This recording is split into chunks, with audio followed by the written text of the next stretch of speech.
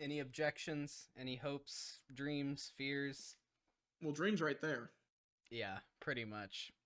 Three, My hopes. 2, 1, go. Hello, and welcome to the 6th episode. Dude, we're getting to the point where we're so many in that I have to actually look at the amount of episodes that we're doing in order to see And where running we're out of at. so much content, you got to put me Bro, back in. Wait. Hold on. The Hold new up. camera, what? It makes it look different. The camera angles are different. I just noticed that. That's very interesting. Thank you, ZZ, for the new cameras. So our guest today is Strasz, and I was actually just talking to a friend, and he asked me who I was having on the podcast, and they said that your video was the first video of VR content that they had actually watched, which I found pretty funny because none of us are big creators by any sense, like in the VR community, but everyone's pretty tight knit to where like people, even if you're not a big creator, everyone kind of knows everyone, which I find really interesting. But how long have you been in VRChat? Not as long as you probably think. So like I have a convoluted VRChat origin story.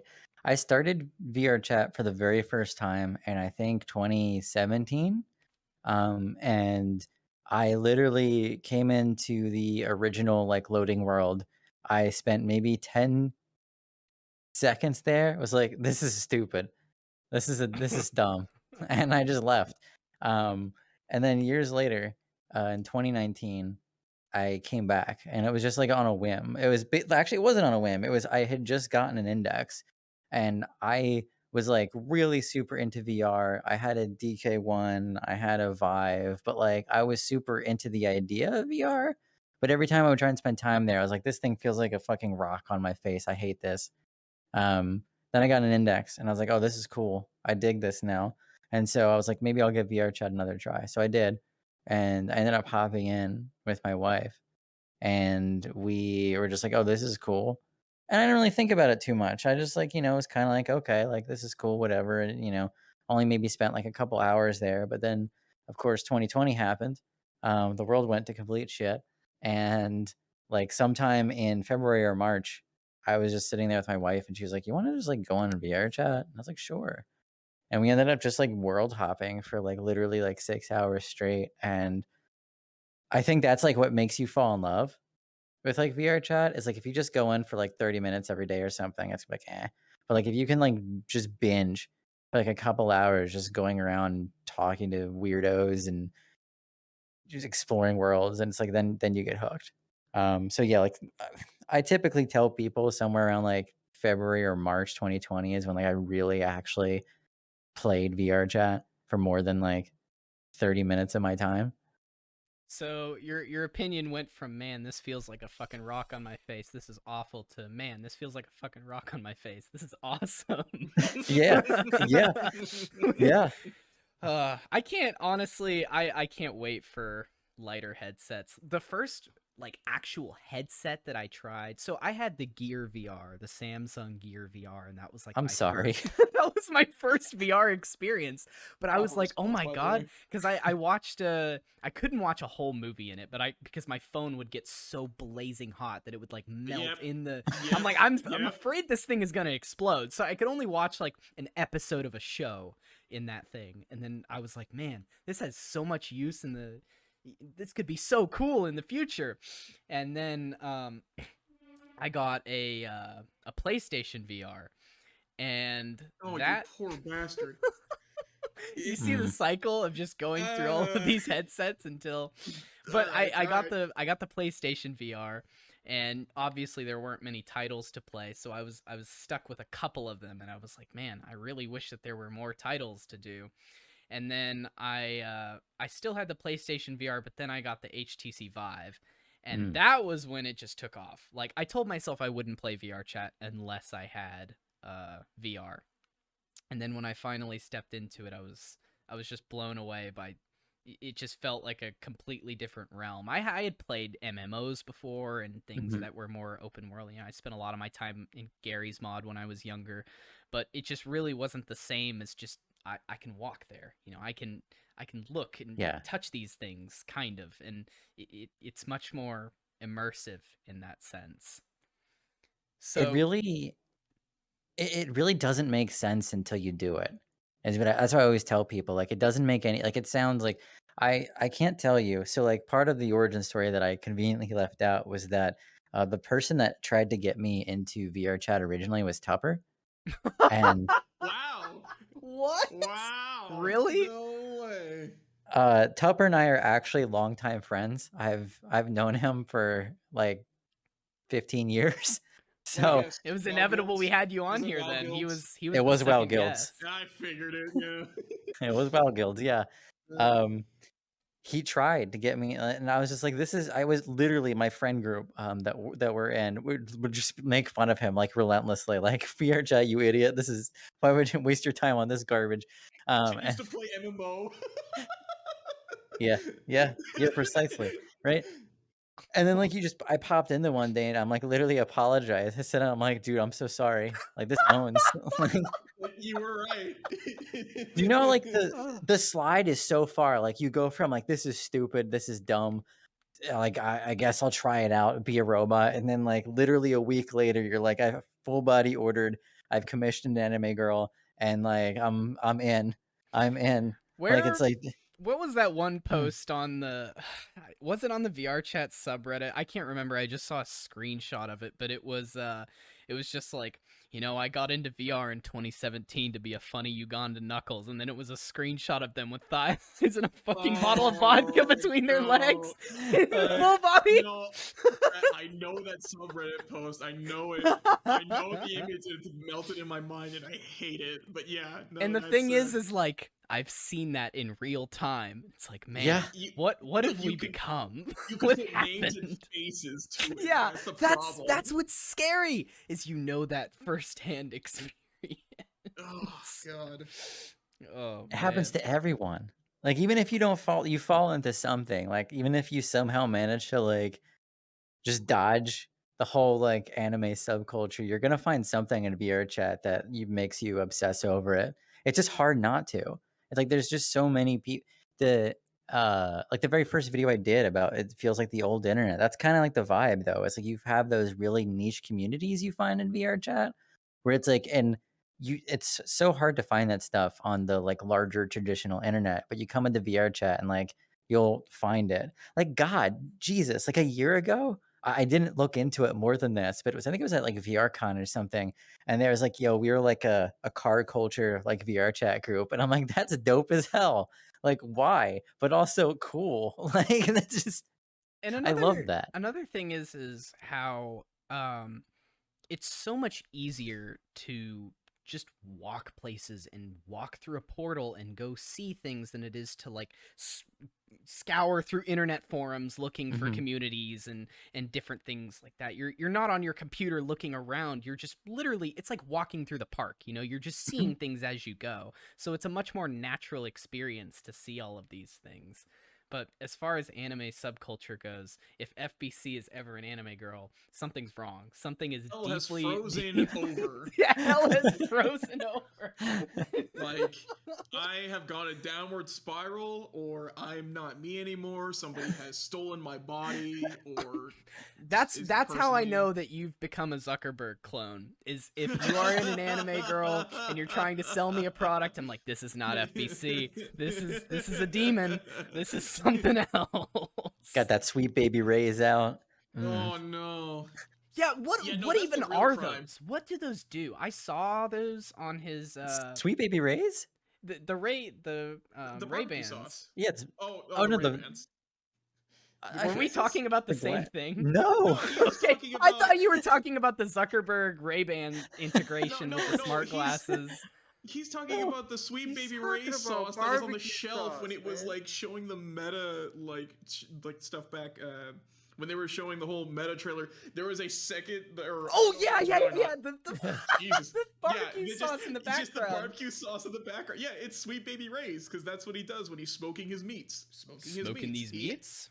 Yeah, Smoking the meats. he used his Sweet Baby Ray's and started smoking his meats. It's like, what do normal humans put on their shelf? I think barbecue sauce is a good one. The good stuff. I mean, I'm Jesus. pretty sure there's people out there who find it absolutely heinous that you go and put your barbecue sauce in the fridge. My favorite part of Oh, your come barbecue on. stream- Come on. Look. Wait, what's up? I said my favorite part of the barbecue stream was when somebody asked him why he was wearing a gray shirt again, and he said, "Hey man, it's a Friday. That's what we do. We wear gray shirts on Friday." Hold on. Follow up on that. Wasn't there a Pull part that of the clip up. video? I need to see if you could find that. Wasn't That's like a wasn't David there- Lynch thing. Like, There just, was a video of we like where wear he gray goes shirts to his on Friday. closet and tell his robot to bring him a shirt, and it's just a wall of gray shirts. Like, I'm not dreaming that. I up, remember right? that. was- Yeah. Okay, He goes to his okay, closet okay. and it's just a bunch of gray shirts. Okay, I okay. I think remember you're that talking about one. a UAMI skit or a cartoon. that No, was I made in remember there Closet. being some kind of like thing with, was it like Morgan Freeman or something? Some like Facebook skit that they did, and he like went into his closet. Well, that's their thing though. Like all of these billionaires in like Silicon Valley have Yeah, this there like is, there efficient. is. There it is in the overlay. I'm not Oh my crazy. I God. told you. Oh, I need to Hiding the turn the ads, audio hiding on. the ads, I'm hiding the ads. Hold on, I gotta turn the stream audio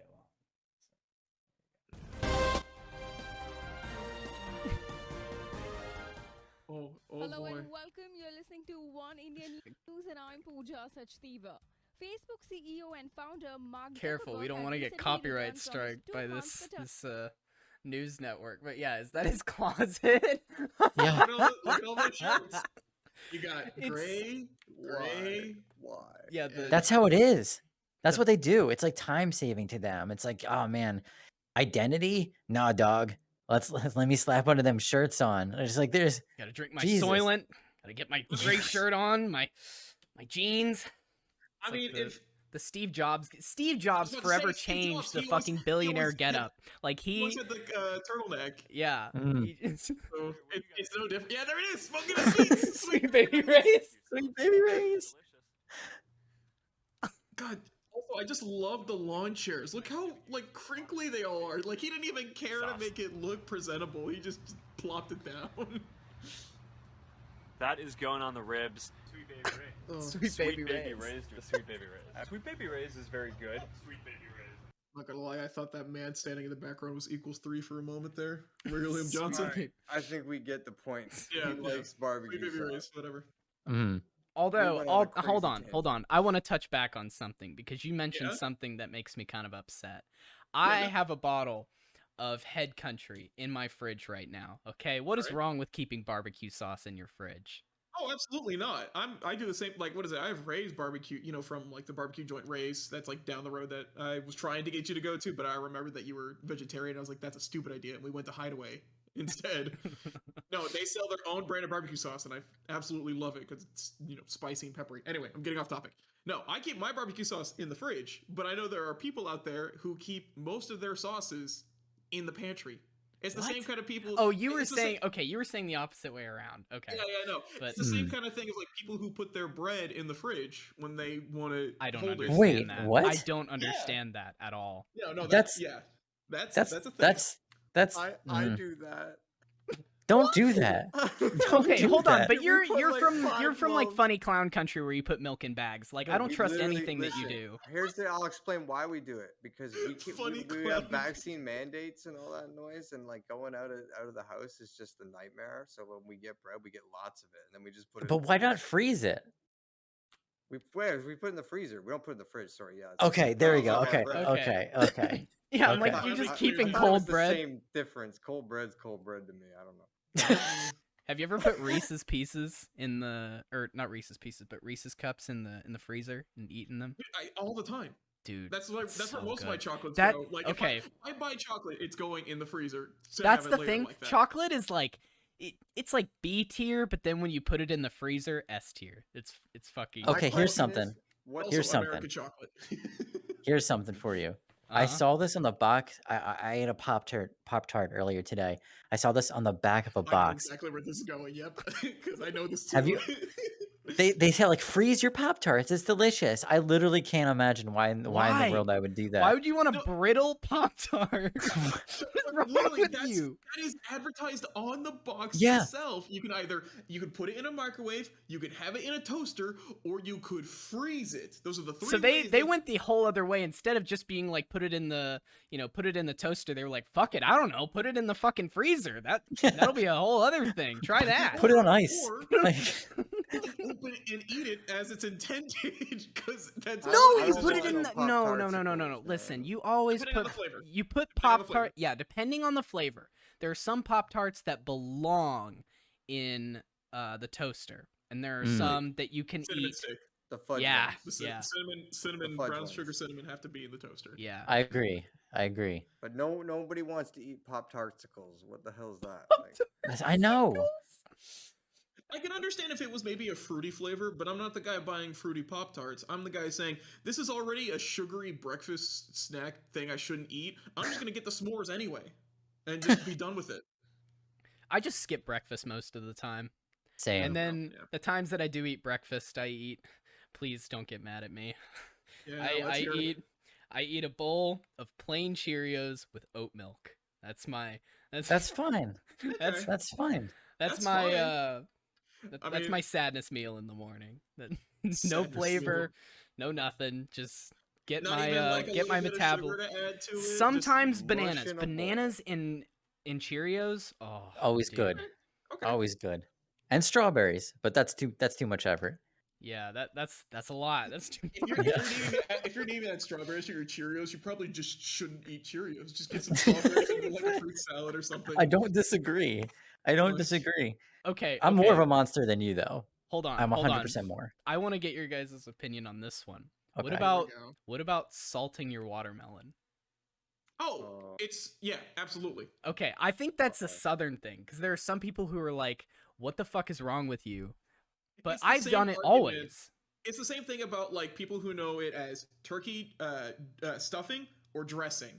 And every time I bring it up, people are like, "What the fuck is dressing? You mean that like white stuff you put on your meat?" No, dressing is basically turkey stuffing, but you don't make it inside the turkey. You just cook it outside, and it's dressing. It's the same thing. You just don't shove it in the carcass of the turkey when you make it. And they're Yeah. just like, "No, that's not real. That's you made that up." And I'm just, Do you use the term catty cornered? what you call it? Catty catty? What? Do you know what I'm talking about?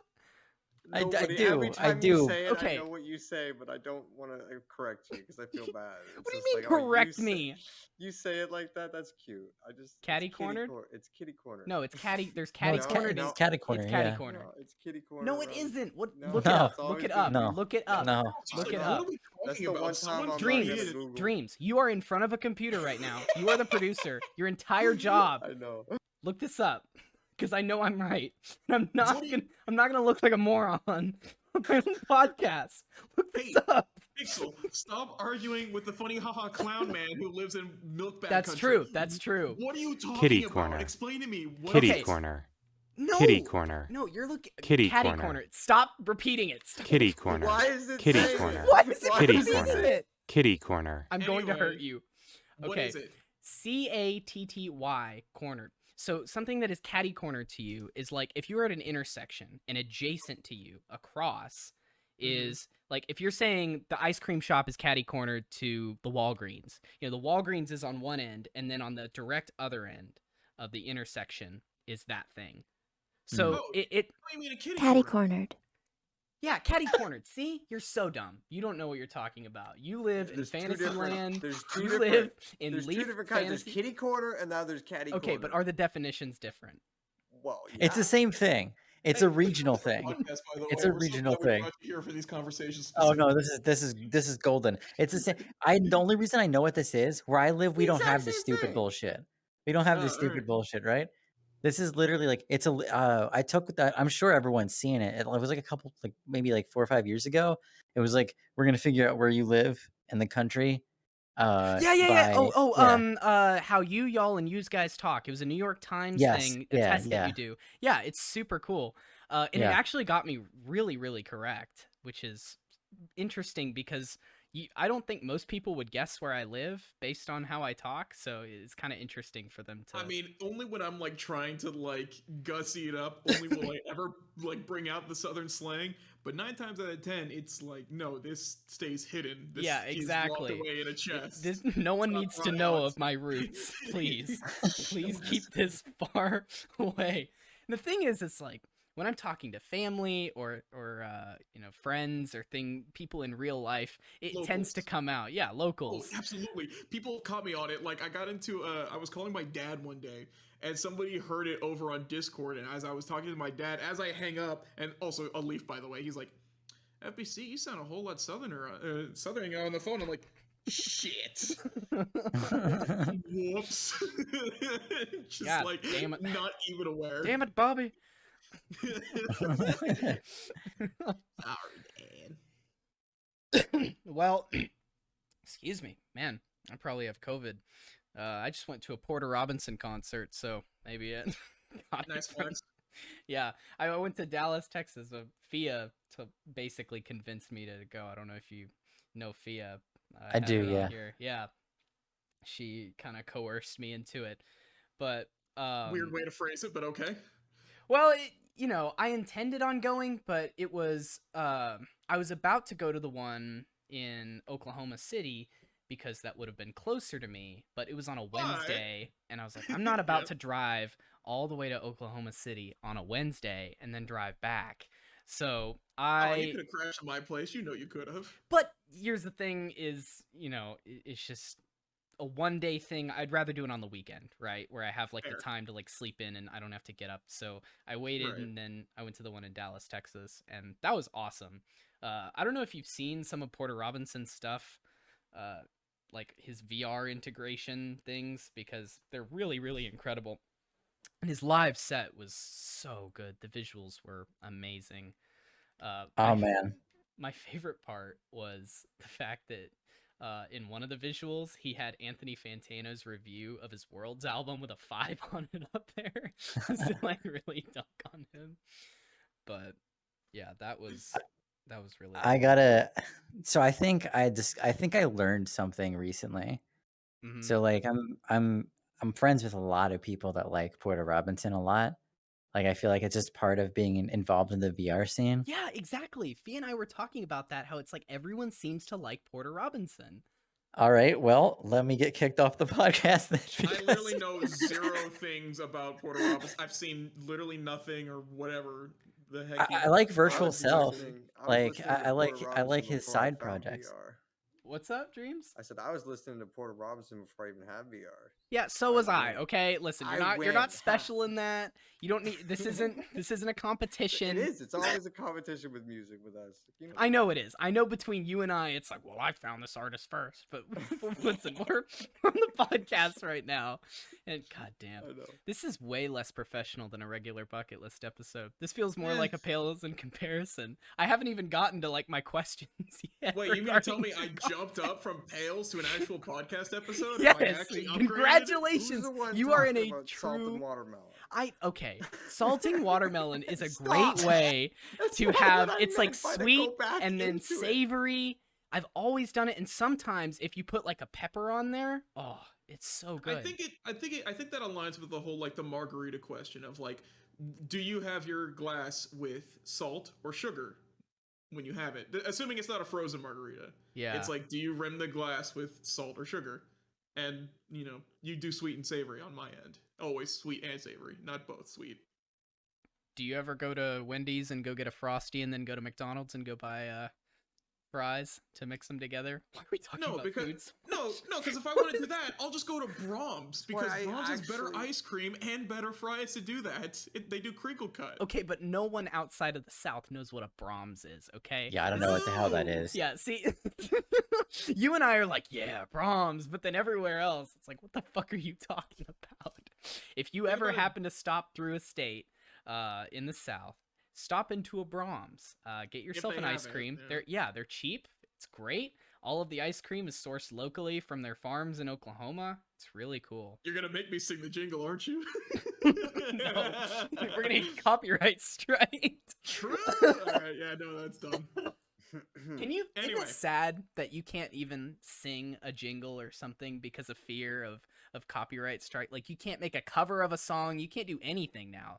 Well, it's 'cause the same DMCA thing of like claims. why there's no like happy birthday in film, right? Is No, because you it's can sing copyrighted. it. No, you can sing Happy Birthday. It's off. It's Yeah, free Happy now. Birthday is It's open. that's free reign. Now Did it you is. know? That's free Did you reign. know It's that over Mickey 100 years Mouse old. is entering the public domain soon? Yeah, I'm No. over 100 sorry? years Yeah. old, All right, yeah. look that up. Look that up. I can't remember what year it is, but it's going to be a really weird legal gray area because Mickey Mouse is trademarked. You know, the ears are trademarked, but the actual Mhm. character isn't going to be copyrighted anymore. So, Disney might 2024, which is relatively soon. Yeah, that comparatively. is. So that we may see a Huh. bunch of fan-made movies and shit with Mickey Mouse in it. Maybe they'll put Mickey Mouse with Sora and Smash. Actually, just like fuck you, Disney. I mean, the keychain's already there with the mouse emblem on it, so you know. How much do you think really that can do? cost them to put it on I there for don't- like I don't- 3 seconds? The fact that I literally had to read the subtitle that said Sakurai said we ran out of money to go to the budget. I know where it went. It went for that stupid 3-circle black silhouette, whatever. To the Yeah, the just Nightmare Company. to the. I'm gonna say it to the rat.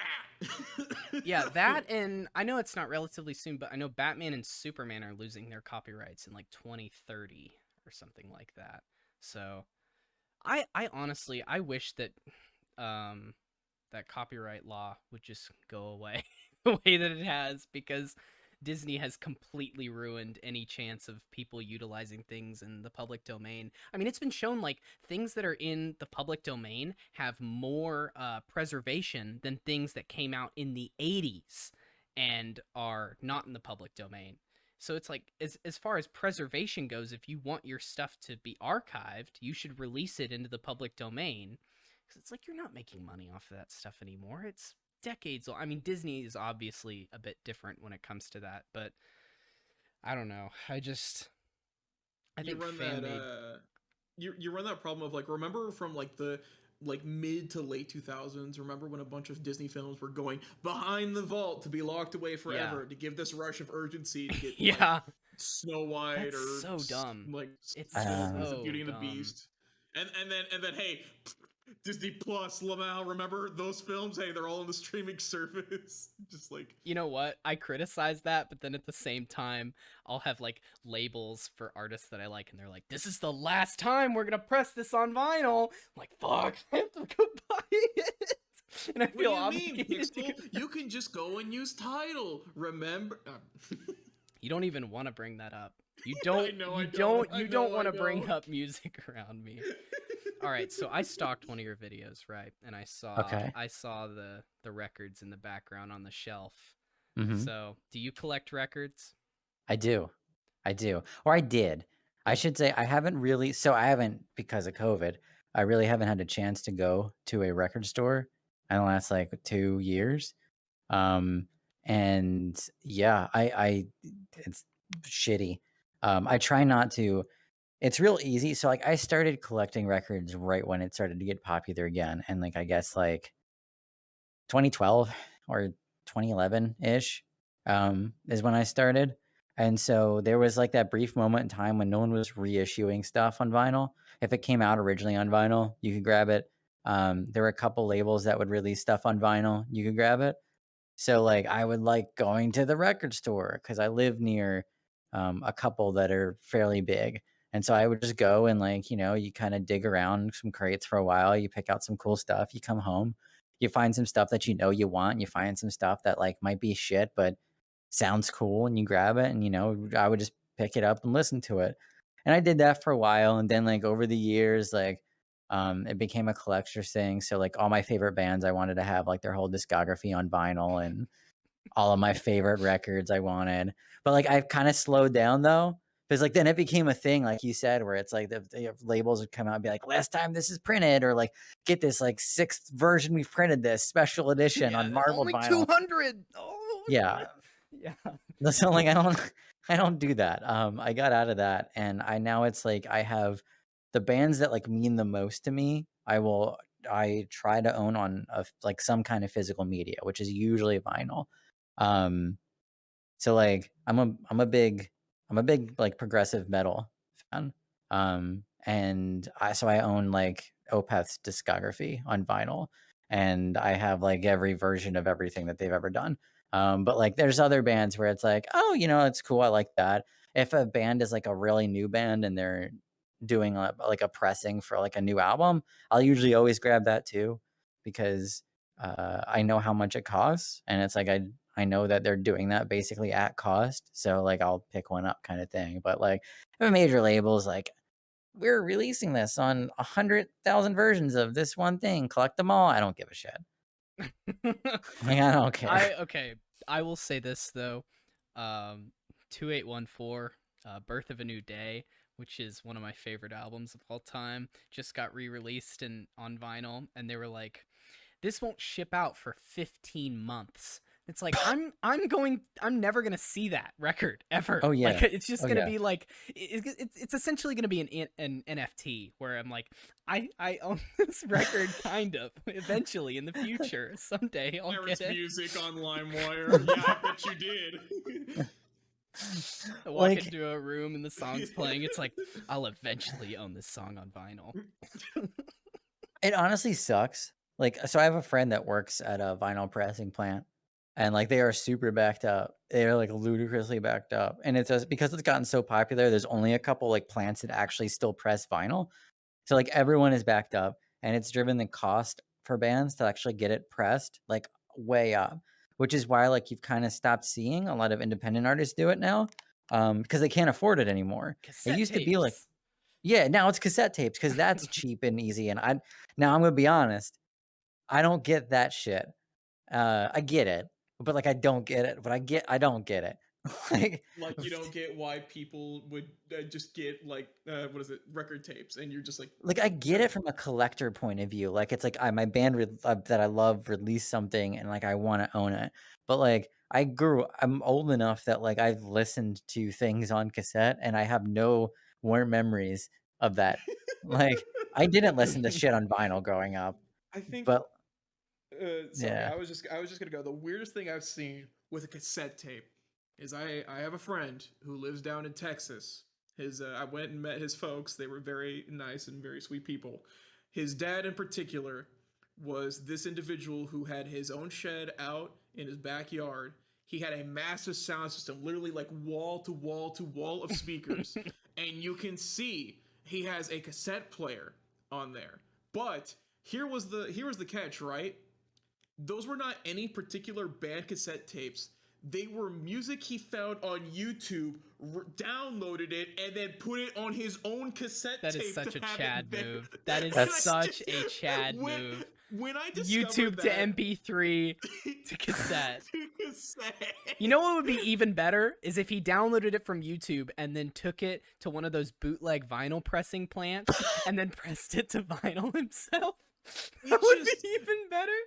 It blew my mind because on top of all of that, I could see right where that window was for his cassette player was also like a Gen 1 iPod, which still to this day makes no sense to me because I asked him, why is he playing music on that? He's like, I don't like how it sounds. I was like, it's... You like what you like. It's a You know what? YouTube to MP3. You know like what what you like. I respect it. I respect that. Yeah, no. Shout out to those folks. Yeah, But I was like, what the fuck are cassettes, bro? What are you using them for? yeah, sorry, my monkey brain like caught the. I was just looking in the background of one of your videos. I'm like, well, I got to bring up records now. I have a collection. go. Oh, yeah. I started. I yeah, we felt can talk alienated music. from the conversation. talk We can music? talk music. Yeah. Yeah. All right. I have like 250 records in my main collection, and then probably like 150 that I got from relatives that I don't really care to categorize on Discogs. By the way, when you were talking about like wanting the whole artist discography, I don't know if you use Discogs, but don't. I oh know my of it, god. So but there's like I this can't. feature on there where like if you have the album, it'll have like a green check mark next to it. And so Oh, when I you go can't do to that. when you go to Oh, when you go to an artist page and it's all green check marks, it's like Literal serotonin. oh Just dude, my monkey the brain, I dopamine. can't take it. It's no, dude, itching all no, of my receptors just Bro. no, it's a no, problem.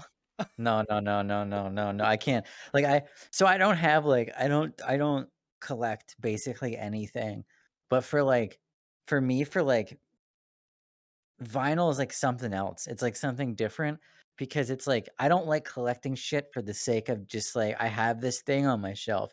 Every record I own, I get with the like I'm gonna listen to this kind of thing. Like I want to listen to this, maybe not now, but like But at some eventually. point, yeah, I'm Yeah. gonna listen to this, right?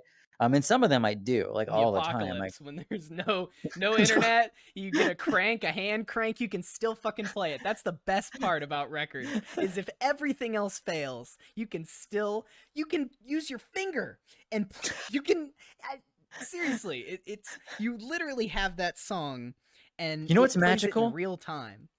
You know what's genuinely magical? So it's like my setup, right? I have the room that you probably saw that's in the video. That's like my little like library room. It's Mm-hmm. just books and vinyl. And you can't see it, but I have my record player off to the side connected to like a stereo and just two bookshelf speakers.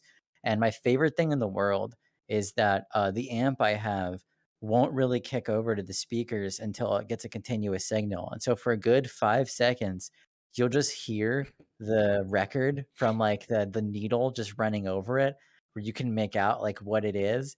It's just not very loud. And that, oh God, perfect. You're like, I know what I'm about to get. I know what I'm about to get. And then it snaps in and you're like, yes, Yeah, I love that. I'm just imagining like the scene from Back to the Future where Marty goes into Doc's like garage and has the speaker ready to go with Yeah. the guitar pick. Ready. Just You see, kicks here's you the back. thing is you're back and instead of shitting on vinyl and conspiracy, we're talking about how cool it is now. So I get to cuz the last You get to gush now. I know exactly. I get to talk about it and not have any flack for it because I agree in the sense like I it's get it. magical. That's a pun. So one of the things that I hate about music nowadays is it's like everything is so Say I it. like okay in your video about like early 2000s like magic that kind of stuff Mhm. it's the same thing of is vinyl practical? No, not at all. It's you have I would have to drive back to my house and go and fucking it takes like 5 minutes to get out a record and put it on and turn on my sound system and all that, but it's oh what just happened? Did we lose him? Yes, I'll be right back. Okay. Okay. I should be loading back in. Do. Technology works until you need it to. Don't worry about it. We're all good. Okay. Whoa. But Magic. it's ritualistic, in the sense of you can't just skip through songs. You have to sit through that album and Yeah, it's experience the the whole album. album. And that's what makes it really cool is it's really personal. You Mm-hmm. feel a lot more connected to the album There's whenever an you do investment it that way. behind it. Exactly. And the investment behind it. The fucking $600 that I spend on a record that was only pressed once in my entire life. You're making it sound a little bit more like a cope of a It is a statement. cope. It is a cope. Listen. All right. If anyone who works at a vinyl pressing plant can send me a copy of Long Season by Fishmans, just one copy, I will. Oh my god, please! I'm not willing to pay $2,500 for one record, man. I don't need to sell a kidney, but I need that No. record more than anything. No, yeah. I don't think actually I've paid more than like $50 for a record. People have paid more for one for me as gifts, but I got so there's a couple I own that are up there in price that have gone up Yeah. because either I've just found them by luck or like I own them. So like I said, I own like a ton of I own like I think I own the entirety of like a couple bands' discographies, and a couple it was like literally the original pressing of it and there like wasn't going to be another pressing for a long time. And there have been them, but because of like the collector mindset, some of the early ones that I have just gone up in price. But like I'm never gonna. I don't give a shit. Like it's my records. Yeah, Get that's away the from me. thing. Is like people always ask me, they're like, "Whoa, your records are like getting to be worth some money." You know, I like one of the types of records I like to buy are like vaporwave or future funk records, and they only Mhm. press a couple of those and then they go up in value. And I have a couple records that are worth like $200 when I bought them for 40 or whatever, and I buy 2 copies for both of the color pressings, and it's like if I want to sell one, and they're like, "Well, are you going to sell one?" No. Well, no, but No. No, because the other thing about them is they like a lot of them have like some important meaning to me, right? So it's like yeah, Yeah, part of especially if you it's buy it physical. yeah, it's It's like part of it is like the meaning that like the music has, but then it's partially like so like one of the first records I got as a gift was it's an Opeth record, Blackwater Park, and my now wife, then girlfriend, on like one of our first dates gave that to me, and like we listened to it together, and then like I held on to it, but like she just had it lying around and was like, if like I see you collect vinyl, like maybe you want this, and I'm like, hell yeah, I do. But like that's like every time I pick up that physical record, like I'm reminded of that, and I'm also like it's the combination of the music and you're listening through and you're getting all those memories, and like there's also something to the, and this is really cheesy, but like whatever, I'm cheesy. It's like when you're listening and pretentious. And when you're listening to the record and like you're hearing like a pop or something, technically that's damage that's been done. But it's like nevertheless, there's something to that. Like it's a kind of ephemeral in that way. I don't know. It's kind of dope. it It really depends. gets me It going. depends. So a lot of times Let me like turn this up. so yeah, some people think that records just pop naturally, but you can clean them to be basically perfect. But where it gets to me is whenever there's a scratch and then it's a Yeah. rhythmic pop. I fucking hate that. And I there's very few records that are listenable to me whenever it's just like pop pop pop and you can hear it. It's like I can't do it. I can do one pop like every once in a while. That's fine, but Do you have any can't- old ones? I do. I have a lot of old ones. Yeah, like I have a lot of like 70s prog, right? And like a lot of that stuff is like only like 70s only like prog. You have King Crimson. I do. I have I went and saw King Crimson recently. They signed my CD set. nice. I haven't. I would like to see them, I think maybe. Oh, they were awesome. You should. They're so I just want to good. see Gavin Harrison. Gavin Yeah, Harrison owns. Gavin Harrison signed my fucking thing. That he was one of them that signed it. Apparently, Robert Fripp does not sign anything. Like he came out and just immediately marched past us. I'm like, Yeah, you know what? I that's on respect point. it. That's from. That's on brand for Fripp. Yeah. Yeah, that's a Fripp thing to do. But Yeah.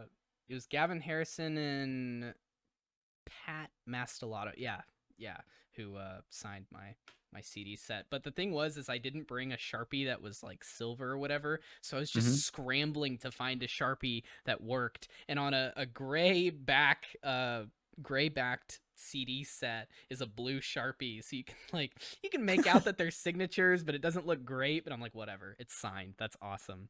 So that was I love that that. was really cool. I missed live concerts so much. It's ridiculous. I don't think I'm gonna be able to go see one for like a couple more months, realistically. I think I'm still mentally in that place where I feel like if I'm in a crowded place, it's like wrong, intrinsically wrong. That like I think it's gonna be like a while before like I can shake that feeling. It's like I theoretically should be fine here, but just like I can't shake that feeling that like I shouldn't be here. Cause like even before the pandemic, like I would probably go to like 5 or 6 shows a year. But like I just the love of music gets me out of the place of like I'm in a crowded space and anxious about it. But yeah, like that on top of COVID is just like, yeah, I gotta wait a couple months, let my body just like drain all this anxiety out my stupid. Well, now it seems like you're more likely to die from being trampled at a Travis Scott concert than you are of COVID. So Well, Yeah, that's not there we go for topical comments.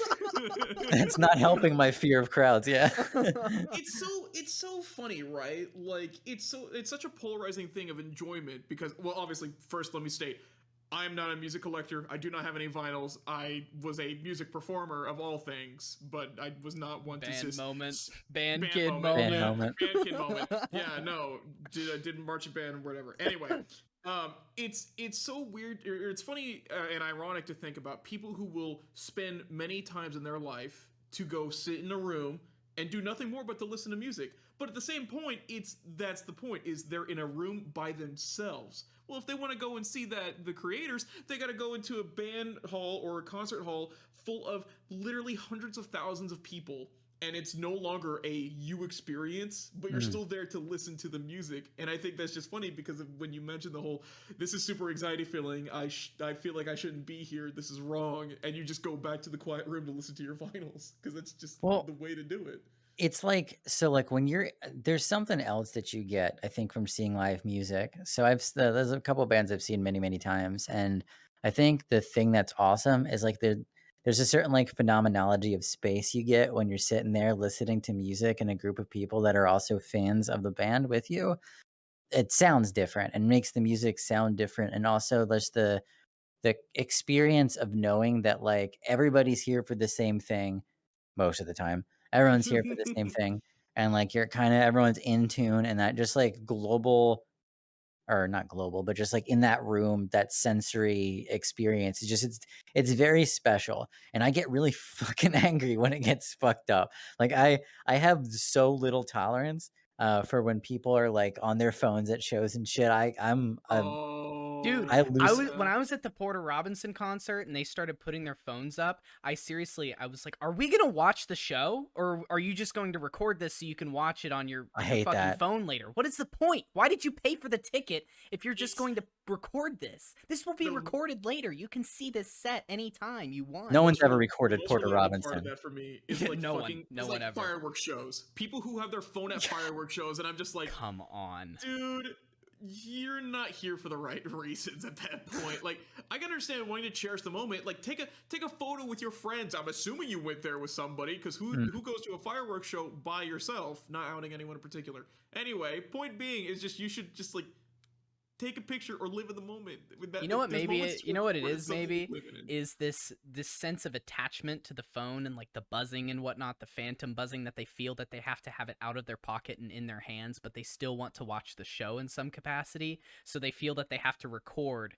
in order to like cope with that need of wanting to check their phone but still see the concert. Well, you know what it is? You know what it really is? It's literally like I'm sure there's been a paper. There's probably been like 100 papers I'm written about sure. this. It's literally in my brain. It's in the age of social media. You're not really. It's literally, Pixar didn't happen, right? Like you can't really be in a place unless you have some evidence that you've been there. So like, have you really seen a band perform live if you don't have video of you recording it Which is perform them so live? dumb. I Yeah. hate that notion so much. Like you can't take my word for it. There's no Like, trust. I have a picture of me and 3 other buddies who went to a concert that was nothing more for like, it was back when we were in high school, because it was when they were just announcing like some new Zelda title at the time, and they were doing, what is it, the Symphony of the Goddesses was coming in Oklahoma, and we went to go see it. I have no footage of the band. I have no footage of the concert hall. All I have is a picture of me and the 3 buddies that went, and that's it. Yeah. And that's enough Yeah. for me at that point. Yeah. I think we took one picture together when we were. Yeah, no. It was Granted, the horse mask and the bucket. We did the. Yeah, that was it. It was you and me, the horse bucket, and then I think there was one last photo of when you guys were leaving. It was the day you got there. We grabbed lunch, took the photo of the horse mask and the bucket, and then when you left, because my mom ended up running into y'all, and she wanted to be somewhat like she did something and get a photo of us. Your mom was so nice. She took us to Brahms. That was so cool. Oh yeah, and then who lost his hat, back at which Brahms? is now in my possession. What the fuck? You see, everything in this podcast is going to point back to one thing, and it's food. That's where we've gotten at this. That's what we've established. I mean, food is Poor a very thing. common thing to talk about. Everyone eats, last I checked.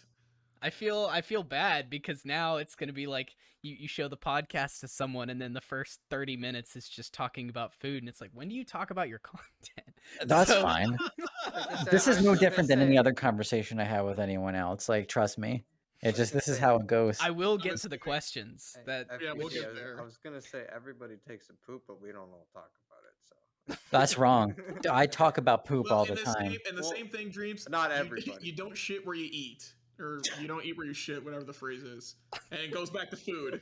Done. have you Checkmate. remember that clip of George Bush where he's like, "You fool me once, shame on That's a you. classic. You- Fool me twice, God. You fool me, shame can't on get you fooled again. again." Shame on you, fool me again." He just- Oh, I will say, Um, like, non-political at all, just George Bush had the best, like, moments of just, like, fucking sheer what the fuck. Like, having a it's shoe just- thrown at him. Two shoes thrown Two at him. shoes. Two shoes. I Yeah. remember Shoes. seeing that live when that happened. Just like, Dude, that dang. was insane. It's like, that's the first person who's ever thrown a shoe at a president, probably. And At least dodged. document. Yeah, Here's the dude, thing, his in that- dodging and skills. in their culture, it's seen as an extreme form of disrespect. Yeah, to throw your yeah. shoe at somebody. And that guy went to jail, man. He did some serious. That you can't throw a shoe at a president, especially in a country where it's disrespectful to throw shoes at a visiting political leader. You know, Oh, that poor man. I feel for him. He's He was probably some like still in news a jail reporter, cell. wasn't he? Some like local like news line or something. I don't remember exactly the guy and what he did, but I think that was the detail of him, Mr. Yeah, I Shoe don't- Thrower. I don't remember anything Mm. about that event. That's the only thing I remember is just the shoe aspect. But so I do want to talk about VRChat while we're here. So You know, one 50 of minutes the in. we were talking about kind of the algorithm. Mhm. And one thing that I find really strange, but I guess it makes sense, is just how most VRChat content kind of follows this formula of like scraped content from interactions in a game, it feels like a circus performance rather than a social platform in these clip styles with these clickbait, and Mhm. it's just like, why is that in this new technology where people are really kind of seeing these interactions bloom? It's like, how can I farm this for content? How can I make every interaction something that is monetized? So I think it's a combination of like two things, right? So the first thing is that I think what happens on any platform is that when you see like one successful piece of content, then like a bunch of people are going to come out of the woodwork to try and replicate that successful piece of content. And I think like the most successful stuff and how people discovered VRChat for a long period of time, the thing in was mostly memes. So you get a lot of users that come in from memes and they see these like large creators on YouTube that are basically doing that kind of thing. And they go, oh, I can do that too. Right. And then they go out and like there's no blocker. It's not like, so like when you're say if like you want to make like Overwatch content or something, no one's gonna watch you unless you're like legitimately like incredibly good or you have some like you're really funny or something. And most people can internalize that. But like you can just like go on VRChat and like go into a public lobby and hear children screaming and be like, oh, I think this is good content. You're wrong, but like you can think that's good content. Right. And so like people replicate it, right? They say, oh, I can do this. And then it's just really easy. It's a really low, just like floor for that kind of stuff. So you go and you do it and you send it out. So I think that's reason number one. Reason number two is honestly because like, what's the nicest way to put this? Nah, just say it. Who cares? Like it's if you look for basically like any kind of content, right? Like on the internet in general, most of it is pretty stupid. Right? Like most content is just like pretty dumb.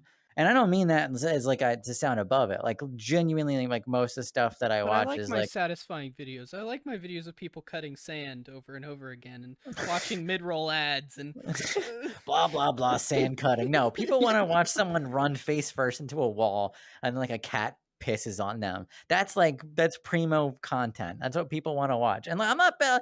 This isn't like me being like, oh, I'm better than that. I'm not. That's what I watch. So like, Y'all ever seen dog fart cat puke? That's a good video. Jeez.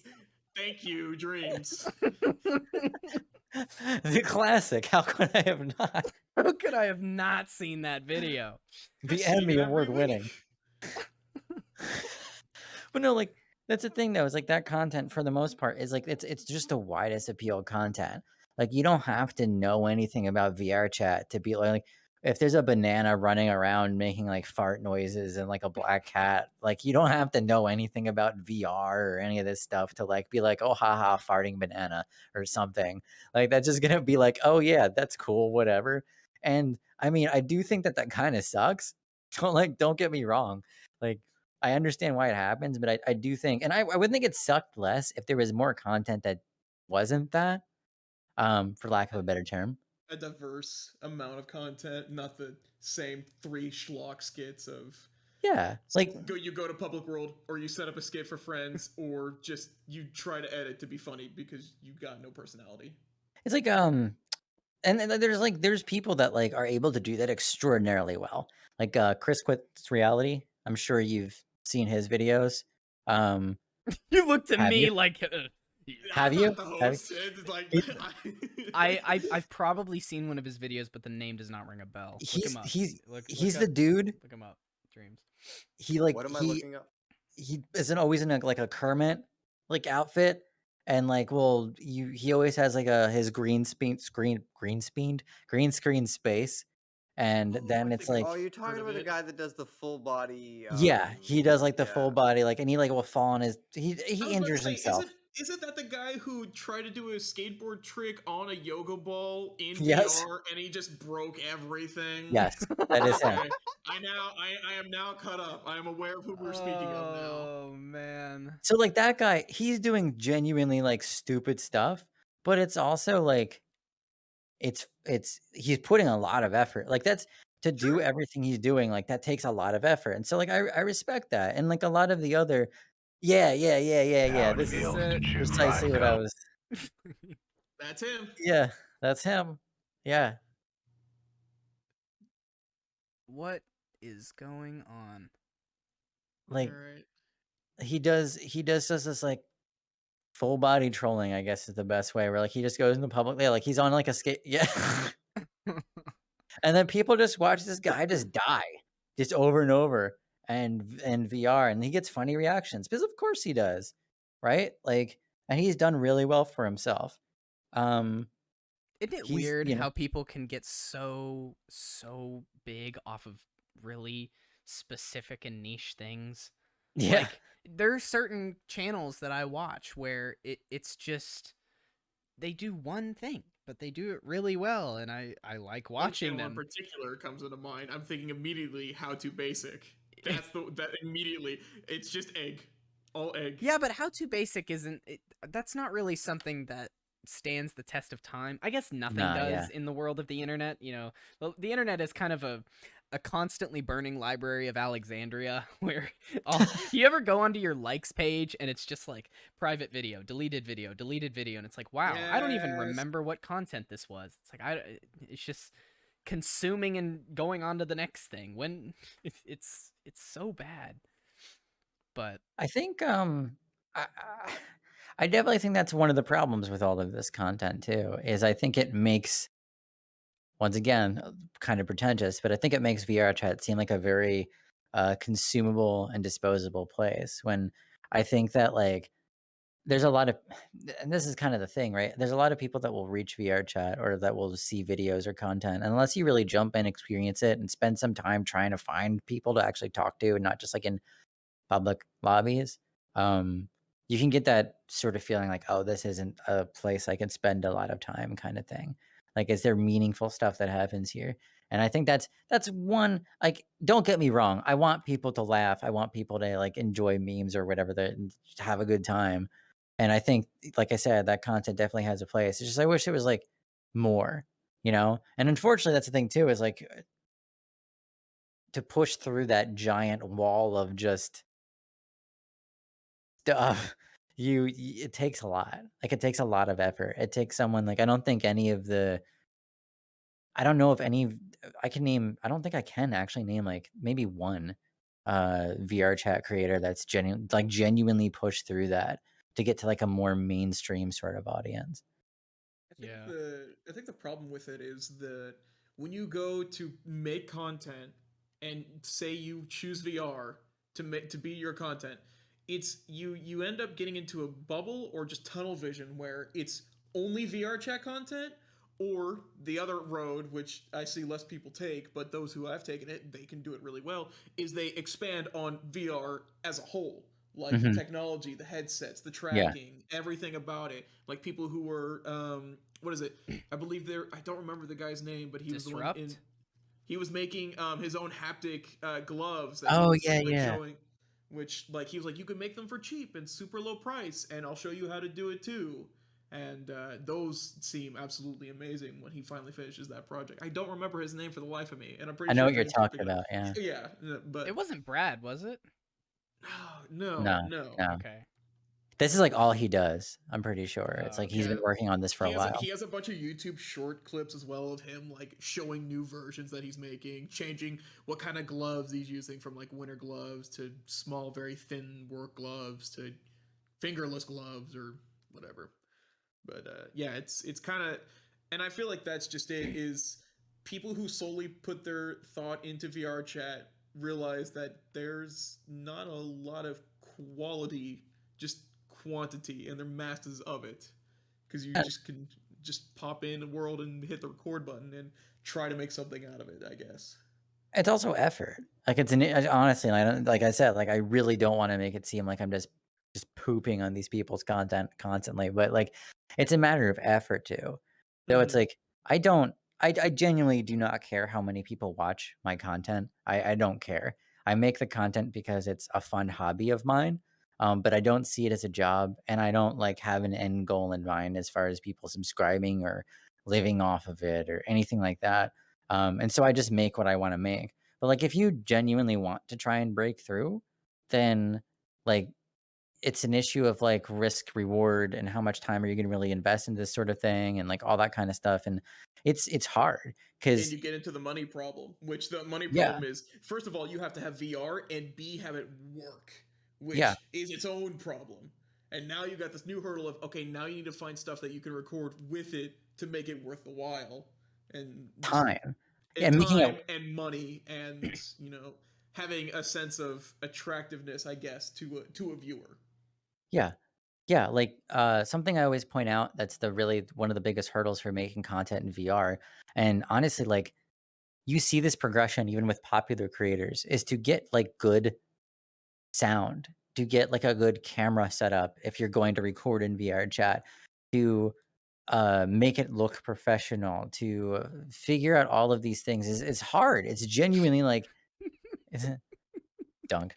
Yeah. And it's like Man, you don't have to shit on me like that. Oh. but you know, it's like it's hard. It's like it's really really hard, and it's like, do you want to do all of that, or do you want to just like run into a public world in desktop mode in front of a, hit record on OBS and like you said, like just record a bunch of random stuff, drop it into like whatever video editor you're doing, and then just like whenever something you want funny, do like the digital laugh track, which is just like having a silly edit on a screen, and there you go. There's your content. And like, some people are really good at that and they make stuff that's really funny and other people aren't. And there's like a billion of them, but Okay, but I will say that you have like broken through in a way of I have never seen a VRChat video essay in my entire life up until I saw your videos. Like I'd never seen someone make a proper video essay, which Mhm. is really interesting. Well, actually, I say that. Disrupt made. I don't know if Disrupt had their channel before you started, I think but so. okay. But yeah, Disrupt. I know Disrupt made some video essays, but never really in that kind of like video essay style. It was kind of in Disrupt's way, which is Hmm. very kind of esoteric. But I find it really interesting because not just you, but so many channels have started making video essays and in the Hmm. last like 5 years. And I really it's really interesting to see this shift in the way that we consume content to where we are watching videos that are longer. You know, people complain about your attention span, but at the same time, like, you don't want to watch a 5-minute video, but you'll watch a 4-hour video essay about a game you've never heard of in your entire life. Like, how does that work? What? I feel called out. I feel called out with that statement. How dare you? I think a bunch of people feel called out with that statement because I've done that. I've watched video essays. Like, shit, one of my favorite types of videos, I don't know if you've ever seen the JCS criminal psychology videos. I'm addicted to those, and I will, seriously, I can't get enough of them. But they're hours long because they're genuinely just It's content. It's not fluff. It is legit information to throw at you to, you know, pay attention to. But another thing is, I don't know if I really I don't know if I Absorb really all of it? absorb all of that information. I know bits That's why and you just pieces. watch it again. Watch it again. I mean, yeah, like, okay, no, I'm an absolute, like, I, like, red-handed on this, what is it, Amp Lemon. I love watching all of his, like, NASCAR videos and, like, documentaries and stuff about, like, racers, events, and all that. I've watched, like, literally this past week while I'm cooking, doing schoolwork, cleaning the room, cleaning the house, like, whatever. It's, his channel is on my main television, and it's just blasting throughout the whole place because I like his videos. I like his video format, and just all of that is just a bunch of information that's, you know, I'll probably never talk about NASCAR in front of anybody ever until today when I went to university and somebody said, yeah, they had a party and then they went to go watch NASCAR, and I immediately got to click with the guy, and I was like, this would never happen ever again, but I love the one moment it did. Oh my I've god. never seen somebody say Dale Earnhardt Jr.'s name with so much emotion as many times as he does in that documentary about this. Someone Yeah. linked me that. Yeah. Yeah, like his revenge video and his Talladega documentary are like probably my top 2 favorite right now off that channel. Or do a race tier list. Oh. Wait, we brought that video Yeah, we up brought in that the video up podcast. in in our podcast episode. It was And then we literally had to that. delete it. Remember? No, we Yeah. didn't delete it. We didn't It delete was that the just whole podcast. But I mean, didn't we fudge that whole part? No, we kept No. that part in. No. That was I'm fine. pretty sure it's kept it. It's literally just this old white guy. I don't telling care us about the cultures are different, whatever. It doesn't Hey. matter. They're all the same.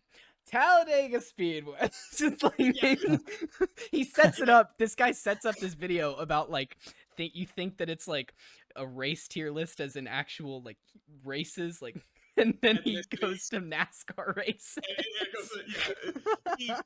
It's so well set up. Like, Oh even my if he was God. aware of it or not, it's just the delivery is fantastic. The Today delivery we're is. talking about the top 10 races. I don't care where the first 2. I don't care where you pit them. They're the exact same to me, no matter how you like it. Talladega Speedway 500. The fourth. It just cuts. Yeah. Not even. I don't get to see the rest of the races. I just see the first 2 when I realize it's talking about NASCAR and not ethnicities. Were you so were you remember the day Facebook went down, right? Mm. Were you in VR that day? Oh my god. I don't think I was. No. Oh, dude. I think I was working. So here's the thing. When that happened, all Quest users were gone. Oh yeah, I And heard you about could, that. You Yeah. could go into public instances, no What a- children. It was what a amazing. wasted Like opportunity. for 2 hours, it was like old VRChat. It was I should have gone to like Gaia Night and just reminisced about all of the. Shout out to Xeon. Holy crap. Oh my god. Do you remember Gaia Night? Were you there for that?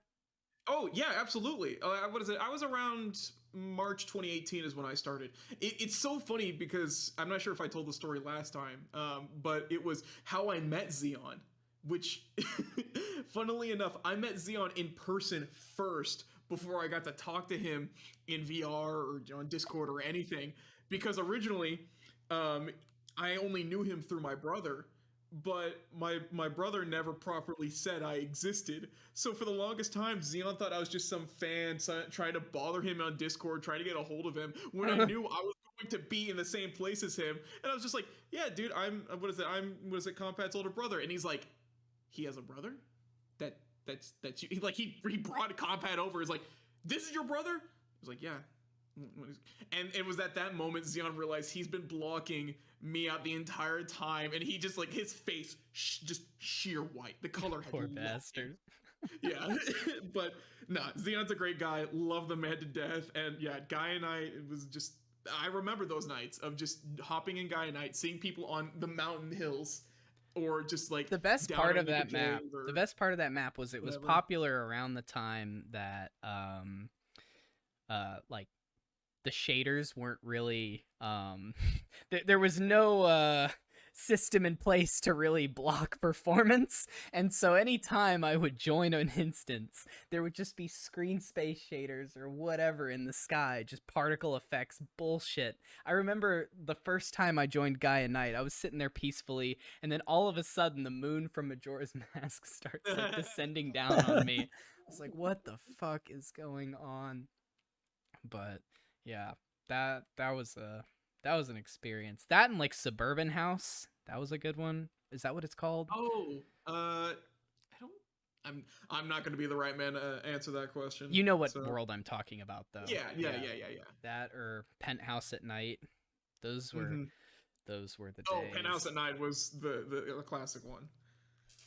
So I do want to go back and talk about your video regarding like the early internet and how Mhm. it compares to kind of what we're seeing with VR right now, because I think I share that sentiment of the fascination with like this like pre 9/11 pre .com bubble type of internet nostalgia, just that interesting way that people acted and used the internet before it Mhm. became this utility that we see it as now, that we use every day. It was more of just something that you could go and check and go whatever. Like information was just kind of there, and like you pointed out in your video, there was no real centralized way to access uh, like educational content. It was more just like professors who made their own websites, and then you could go check out the content that they posted there.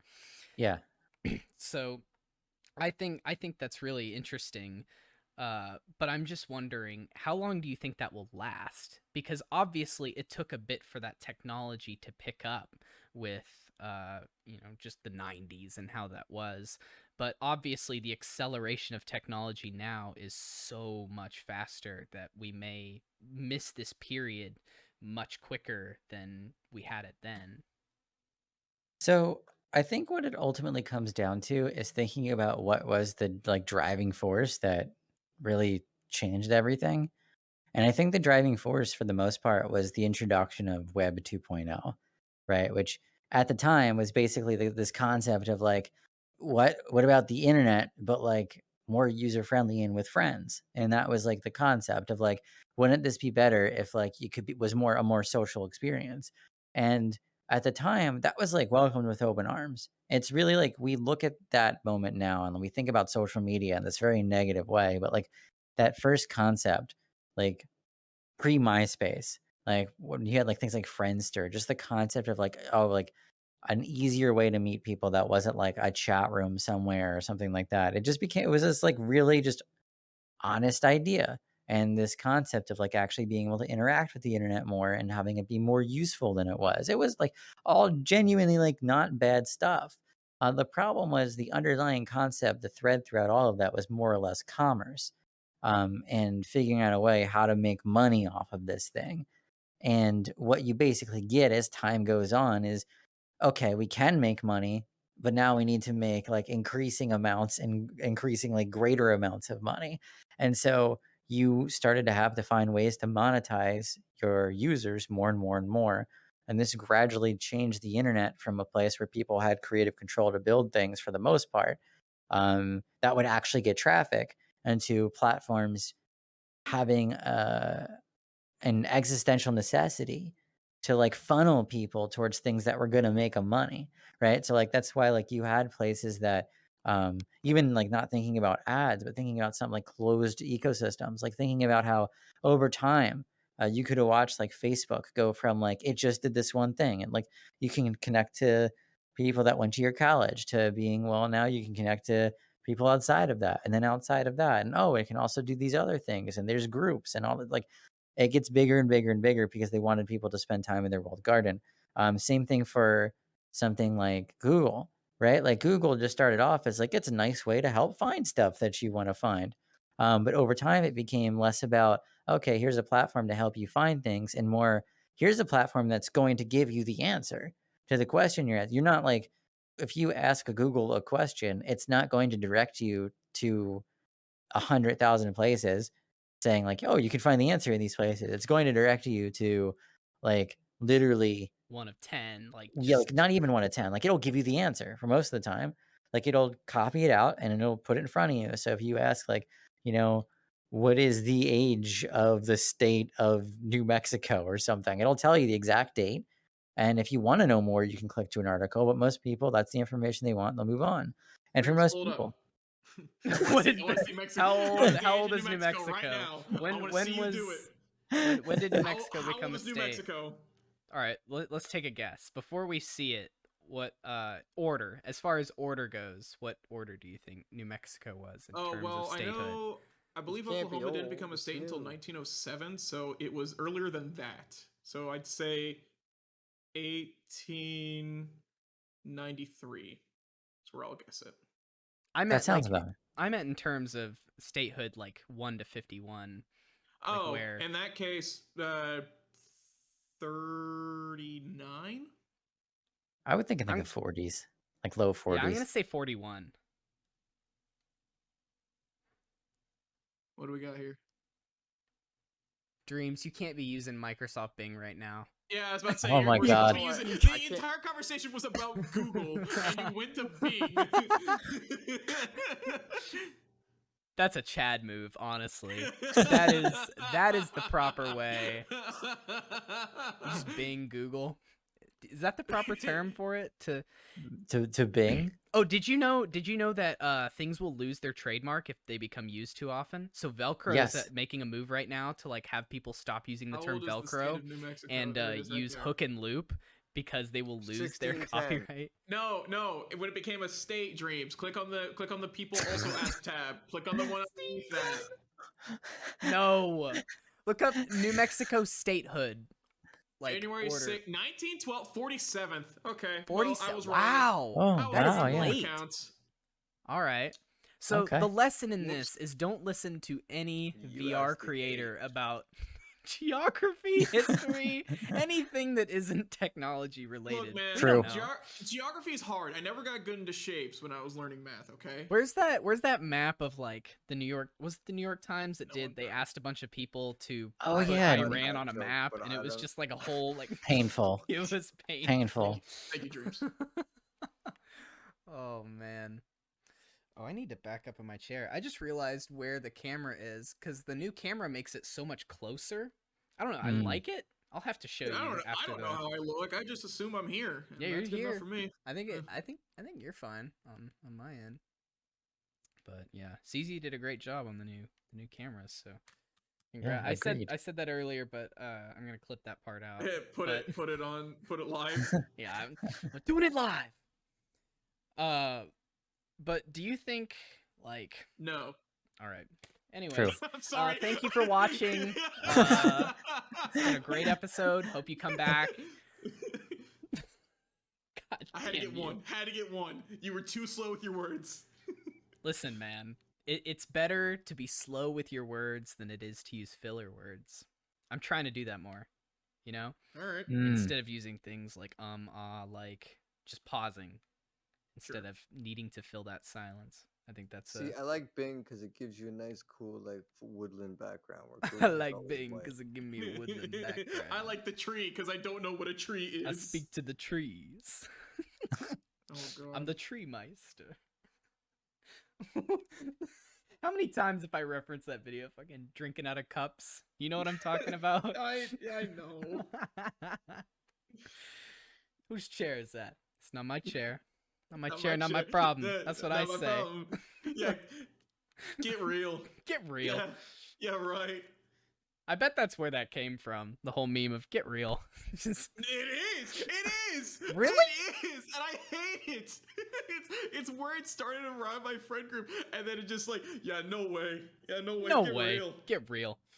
And that's just it. No way. Just get real, and it's like get real, get fake, touch grass, use soap.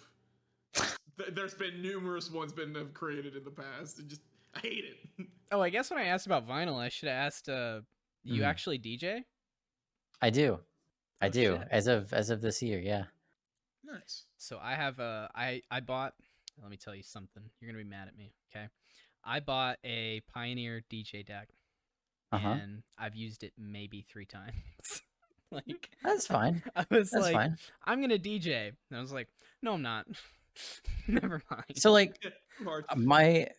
I did the video on the DJ scene, and as I was doing that, I mean, so like I knew of that, like wasn't I make the narrative in that video sound like it was something that I had recently discovered, but I had for about a year prior. And the first video that I made, the uh like VRChat is the old internet, blah blah blah. That video, you can actually see like clips that I took of in some clubs and whatnot. It's just that I got burnt out and I thought it like I was kind of done with it up until uh when did I make that? Like, or I guess earlier this year, like in like January, I started discovering like a couple new ones, and I just blew my mind. And I got so into it that like I was like, oh fuck, I want to DJ. Like this owns. And so like I bought a controller in like March, like when I was making the video, and I didn't actually touch it until like literally summer, because that was the first time I had time to. And then end of summer I started like playing shows in VR. But it's fun. It's really fun. Like I think it gets you to appreciate music in a different way if you know if you're coming to it as like a bedroom DJ. Yeah, I've been wanting to start mixing things. I don't know. The thing is, I think my method of making music would more be plunderphonics than it would be like DJ type of stuff. Because mixing isn't really my thing. I'm more like taking clips of things and then Frankensteining them together. I don't know if you've ever heard like the avalanches before. Yeah. Yeah, that kind of stuff of just taking all of these different elements and putting them into one, and Hmm. that's not really something you can do live. Yeah, kind of, but it requires a lot more equipment than I'm willing to pay for. So That's it's the more truth. it's Yeah. more of something that I would want to do on my own time, and then maybe be like, hey, here's the songs that I made, and then I don't know. Yeah, there's a couple of people that do like straight up like live electronic music in VR.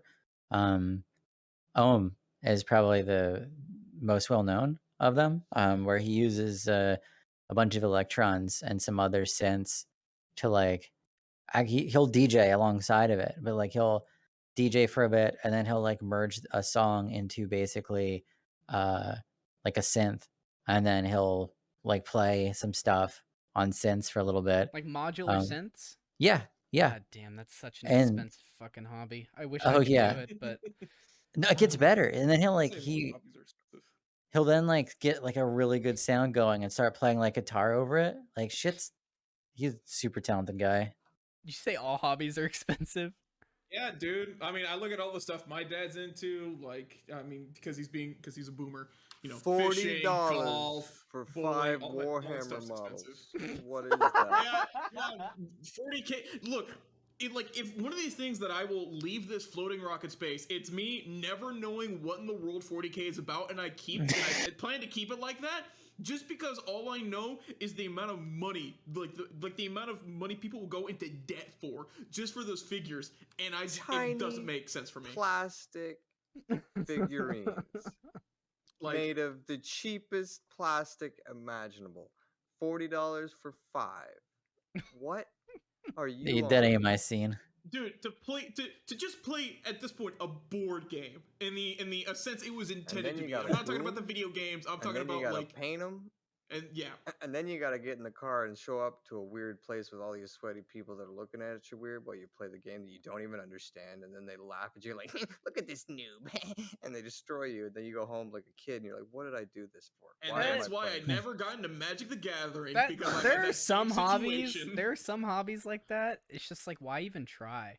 You know, Exactly. like as far as board games go, if the board game isn't like a cooperative game, I'm not playing it with anyone else. Like people trying to introduce me, I went to go play a board game with some friends.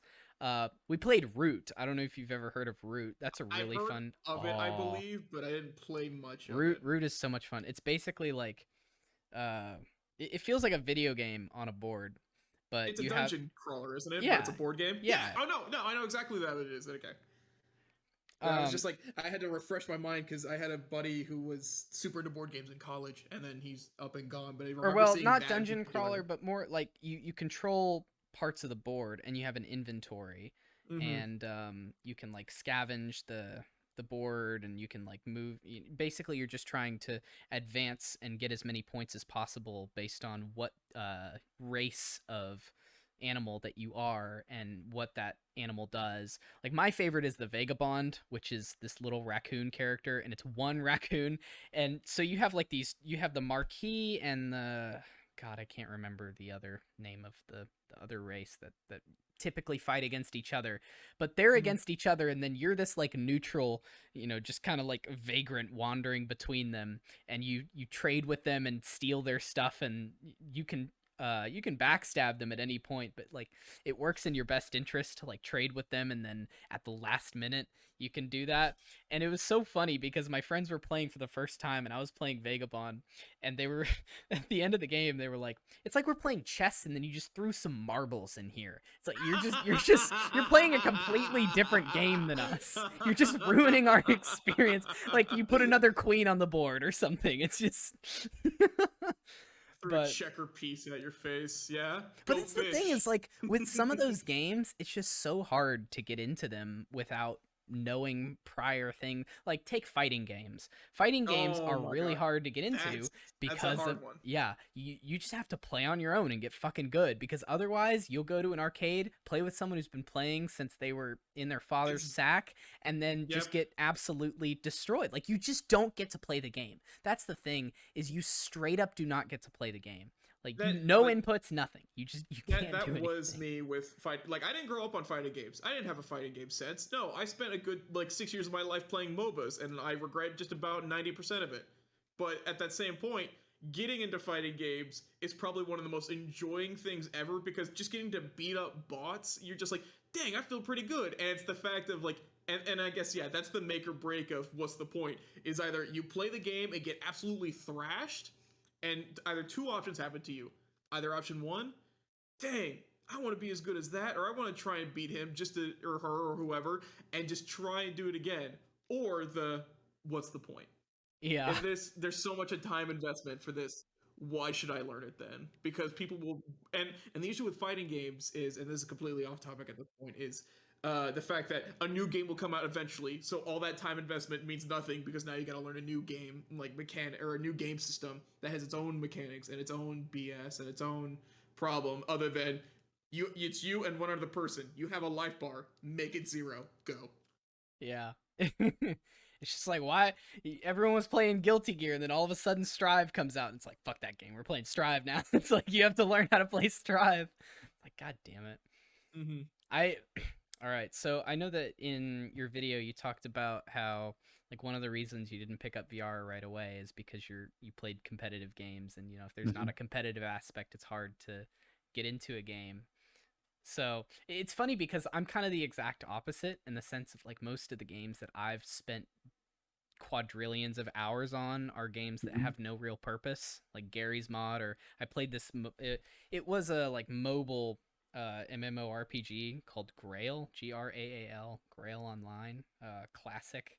It was on. I know Grail. You do? Yeah. Did you have it?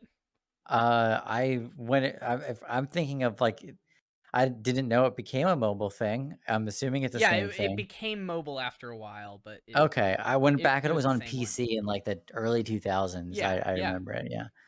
Yeah, oh my god, I have like, I should check it. I think I have 3,000 hours on that game. Yeah, it's essentially a mobile game. What it is it's like a Link to the Past, but an MMO. So you can also upload your own sprites of characters. Dude, what are you playing right now? Okay? What am I? What are you right playing? now? What are you playing? Are we So playing I VR actually, chat? Are we in a game where you had to learn Unity in order to make your models? Okay? Don't get mad at me because I learned how to use paint.net so I could make my own sprites, okay? Don't talk look, to me I about look. All I was gonna say was, oh, so it's like Realm of the Mad God, which like I remember that being a you made thing. that head turn of like, okay, like the whole like, Like this I was fucking just like, guy I gonna was just load like, this okay, guy. okay, it's like Like, MMO don't talk about a side link to with the him past. here. Just like Don't try and make enemies. all I'm saying is he's making you look like a baby when he said, "Oh yeah, I know Grill. I remember when it was on PC and you said you had thousands of hours on mobile, and I could just feel the age in the room immediately just disperse." I was just like, okay, all When he right. remembered Guns the Duel, that was a cool game. I do remember that. I never played That it, but I was the remember shit. it. It's like you running on walls with two guns, and you're like, I can't even get into it. It was too good. Back to topics. I was trying to think of an older game beyond mobile, before mobile games were a thing. I don't know what I was getting I at feel talking boomer. about all of these. No, I don't you I Which don't is know the either. here's the thing. If you talk about vinyls, MMOs, or probably any other like YouTube video that you desire, you're going down a rabbit hole of conversation because both of you will just be bouncing off each other for hours. yeah. So like on this on all of those subjects, except for records, I guess. On most of those subjects, like you mentioned, like the competitive game thing. So like Yeah, that's what I was it's getting at. There you go. it's funny though, like because like so I'm kind of I make it sound that way, but it's really like it's weird. Okay, so here's how it is for me: is I need like when I play a video game, what I like in a game has changed dramatically. I need like, but I need like all these things. It's weird. Okay, so like how I'll basically say this is when I first got into um my like introduction into proper PC gaming was when I was uh I guess in like 2002, I think ish, somewhere around there. There was a game that I played called Jedi Knight Outcast, Jedi Knight 2 Outcast. Oh, yeah. I think I have that one. I bought the Star Wars collection, and I think that Yeah, came yeah, with it. it's pretty old, and it was just like this multiplayer game. And what people would and like I'm gonna make a video about this eventually, but like people would literally just like sit around and talk basically in the game. They just type at each other, and occasionally like you would duel someone like a one-on-one like saber sort of duel That's thing. literally And Grail. Is where yeah, there was no, like there was a it's you would purpose sit around. originally, but then people were like, "Nah, I'm good," and then they just kind of sit and talk. And then in Exactly. Grail, there was a thing where you could duel people. It was called PKing. Like you would go Yeah. and spar, and you would try and win spar tournaments. But that was like the only thing that you could do. And some people would just like farm spars in order to get like a high thing on Yeah. their profile, but there was really no other point aside from just socializing, even though the game had a lot of aspects of like you could go do quests, you could go do things, but There was content, but just no one couldn't be asked to do it. They just wanted to chat. So like that's what I did, right? Like I played this game and I would like I met literally like I have friends to this day that I've known now for like 18 years from playing. And we would hang out and we would do all this shit, have like and we would talk and we would play the game. And I got really good at the game aspect of the game. And so like the competitive aspect was really good. Like I was probably one of the best that played as far as like the specific mode that we played. And in my brain, I was like, I'm enjoying this because it's competitive. And literally from that moment, like my brain just got erased. Like before that, I played I mentioned this in the first video. I played Active Worlds when I was like 10 or 11, which was literally like proto VRChat fundamentally. It was a proto Second Life, really. And like I put a lot of time into that, and that was just purely social. But for some reason, when I got to this, my brain was like, I'm enjoying this because it's competitive. What didn't help is immediately after that, I went to when I was in high school. I think it was my freshman or sophomore year in high school. We a bunch of like the like class that was above me put together like they were gonna have a LAN party and the like school library like after the end of the day or something. And so they did, and they hosted one. And I was like, this is cool. I always had heard of these and I wanted to go to one. So I went, and like they didn't play like the shit I was playing there. They all were playing like Quake 3 Arena and like pre-Steam Counter-Strike. And so like I was like, oh, this is really fun. And so then I got really into both of those things. And then like for probably my like junior and senior year, I literally just played thousands of hours of Counter-Strike. And like I played my this is when like LAN cafes were still a thing to some extent. And so I had my group of 5 people. We would go to like LAN cafes in my area and we would just shit on children. And then like we had a big great fun time, and then I would go online and compete in tournaments and stuff, and I would just like, oh, this is really fun and cool. And every game I would go into then would be super competitive. And I started playing WoW, and that was like my relaxation game because it was like this really like I was like, this isn't competitive. And but then like the thing was like I got into raiding and stuff, and that was competitive. But the thing that was keeping me going in WoW wasn't that, it was like the social aspect. But literally like I just kept that, I was so oblivious to that, where I would go to game, get really competitive at it, like go super hardcore, be part of the community in some way. But for some reason, my brain just completely ignored that. And I would just be like, yeah, it's the competitive shit I enjoy. And then I found VRChat, and it's like, obviously there's no scoreboard. Like What are I you just talking fuck it. about? There's a social totem pole. Are Yeah, you kidding me? no. There is most definitely a leaderboard, and it's the hours that you spend on VRChat. You can go to the shut leaderboard of up. I hours. just got veteran account the I other think, day. I think I have the least amount of hours here. I have like, was it like 2,400 hours?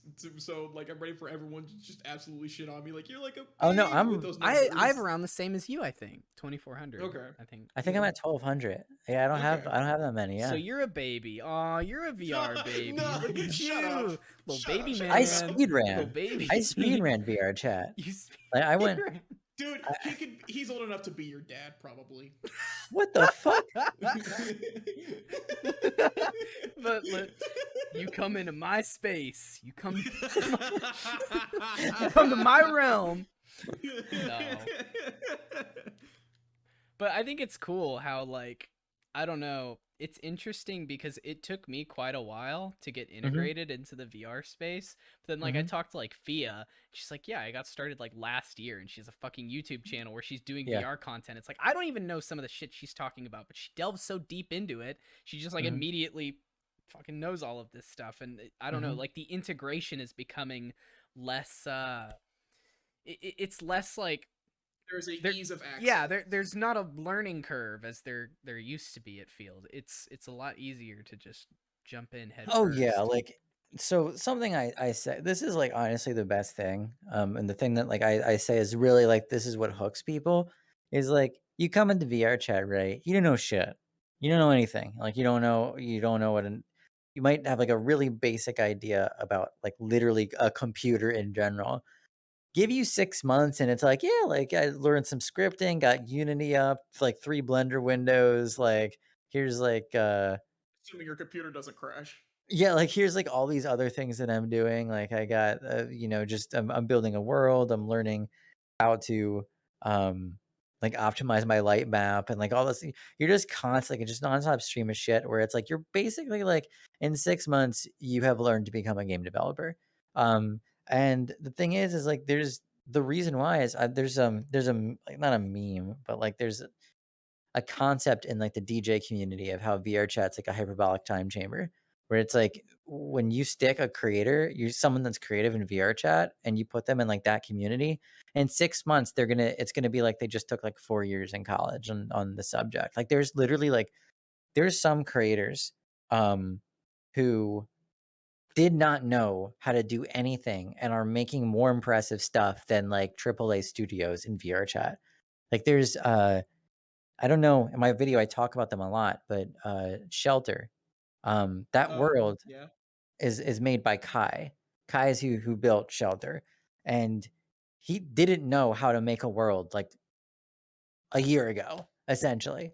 And he built something that like genuinely is technically impressive, looks really cool, and just is also performs really well. You can stick 80 people in the world and people are fine.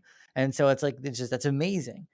And it's also really cool. And this is the plug, I think, that why that is so great is compared to some other platforms.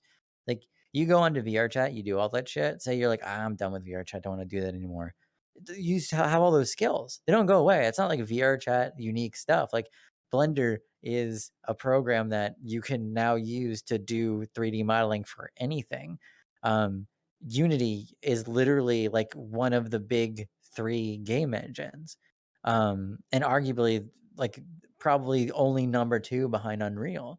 And so like you literally know how to do all of this shit, not to mention like any programming you learn along the way. So it's like you learn all of this stuff and you can go out and just do it anywhere else. But like while you're here, there's so many people that will just sit down with you and like, yeah, like you want to learn how to do something cool. Like let's hop on a Discord call. I'll walk you through that process. Like you want to learn how to build like something cool. Let's do that. Like I've literally, I don't know how I'm in like God, Jesus, like 80 VRChat Discords. And if I scroll through all of them, there's always a channel that's like Unity work or something. And there'll be like 5 people in there sharing their screens. And it's like, you want to learn how to do anything? Cool. Here you go. Like that's really genuinely what's so cool about it is like, I think that's what's making it easier is even when I joined in like 2020, early 2020, it wasn't even the same. There was tutorials and shit, but not to the level. Like now it's like you go on YouTube. Do you still get recommended Tupper tutorials? I was waiting to Hello, find a window to everyone. bring it up. It just 2018. Welcome to yet another VRChat video tutorial. Just like like those like 2018 days is like that's all you had was if you wanted help in Unity, you couldn't get anyone to drop by. You would just get that link in that video in particular because it had essentially everything we needed. God, at the time. not now. Now it's like you have like no, 100 different like it's insane how much stuff there is. Like God, like I know Fia's big thing and how she really got her start in earnest. That really like got the ball rolling was she had a lot of tutorials for Vroid. I think we actually used. So there's a guy who we're hopefully going to have on the podcast soon, and we're porting his Vroid model, or not Vroid, but like a VRM model to an FBX, and we literally found her tutorial and used that. And it's like we have her on the podcast. It's weird, just like the interconnectivity of the VR community and how everyone kind of knows each other. And I think the skill learning thing that you mentioned is really interesting, but it's not just exclusive to Unity either. It's literally any skill because you can meet any person. Like I've picked up some skills that like I learned sign language for a period of time back before that's a whole other story of like they got too big and then they kicked the gatekeeping, whatever. But anyways, for a period of time, I was like genuinely learning sign language, and it was really interesting because you can immerse yourself in these cultures of things without ever needing to step outside of your home, which is bizarre. Like you can be on a computer, right? You can be on a computer screen and talk to these people, but you can't really be there. And now it's like, you know, I've said this probably 10 times on this podcast, but we're all the way across, just pinpointed different places across the United States and Canada, and yet we can still, it feels like we're talking in the same room. Think about how different the dynamic of this very podcast would be is if we were all just sitting in a Discord call talking to each other and having the same conversation. Yeah. Instead of having the physical 3D-dimensional environment to be immersed in, to feel like we're actually sitting across from a table. It changes the dynamic of like how everything in this whole like situation works, you know. Yeah. No, it's pretty cool, right? Like it's when I made the rave video, one of the like most bizarre things about that was so like I made that and then maybe a week after I made it, I had a couple people approach me that were like, we want to put this in Japanese because like a lot of this applies. Obviously, was Ghost Club, which is that interview is mostly done in Japanese, and the people just like the rest of this, like we really want, like we think you hit on something, can we translate it? And so they did, and the video was translated. And after it was translated, it led to this like big thing where I would get a bunch of people contacting me who were Japanese, being like, "Yo, this is like really cool." There's just like random people. Like I'd be in a world and they'd walk up to me, and it's like they, can only speak a little bit of English, and I can't speak any Japanese, and yet we would like meet up in this one thing that they thought was really cool. And where that transitions like into the real world is like I had like there's genuine like club owners in Tokyo that have like approached me and be like, "Yo, if you ever come over here, just like give me like ping me, and like we'll get you in so you can see like what a real Japanese club is like." And I'm just like, that's a utterly bizarre What? experience. Like my videos are like I have like 2,000 subscribers and like not that many views on them, and yet through this application, I've had people like reach out to me where it's like I can go. There's like 4 or 5 countries I can go to where there's like people that are like, yeah, let me show you around. That Not just blows the my mind. weirdest thing. Yeah, it's so It's cool. like, and you know exactly why I have it. Of like, I can go anywhere in the U.S. I can hit just about almost every country in Europe. I can go to Canada or Mexico. I could go to Brazil and still know someone and to just be like, yeah, let me show you around. And like, if you had told me that maybe if you looked at me Here, hold on, like hold like on. if I went to pass me 4 years ago and went, hey, you're gonna meet a whole lot of people, you're gonna know a whole lot of places, and you're gonna have connections basically across the world at any given moment. I Hmm. would have thought you're crazy. I would have just walked on by like, you're get away from me, crazy old man who resembles my face and sound. It's just it is the weirdest turn of events, and it all happened off of my younger brother coming upstairs and saying, "Hey, do you want to see this Uganda knuckle thing?"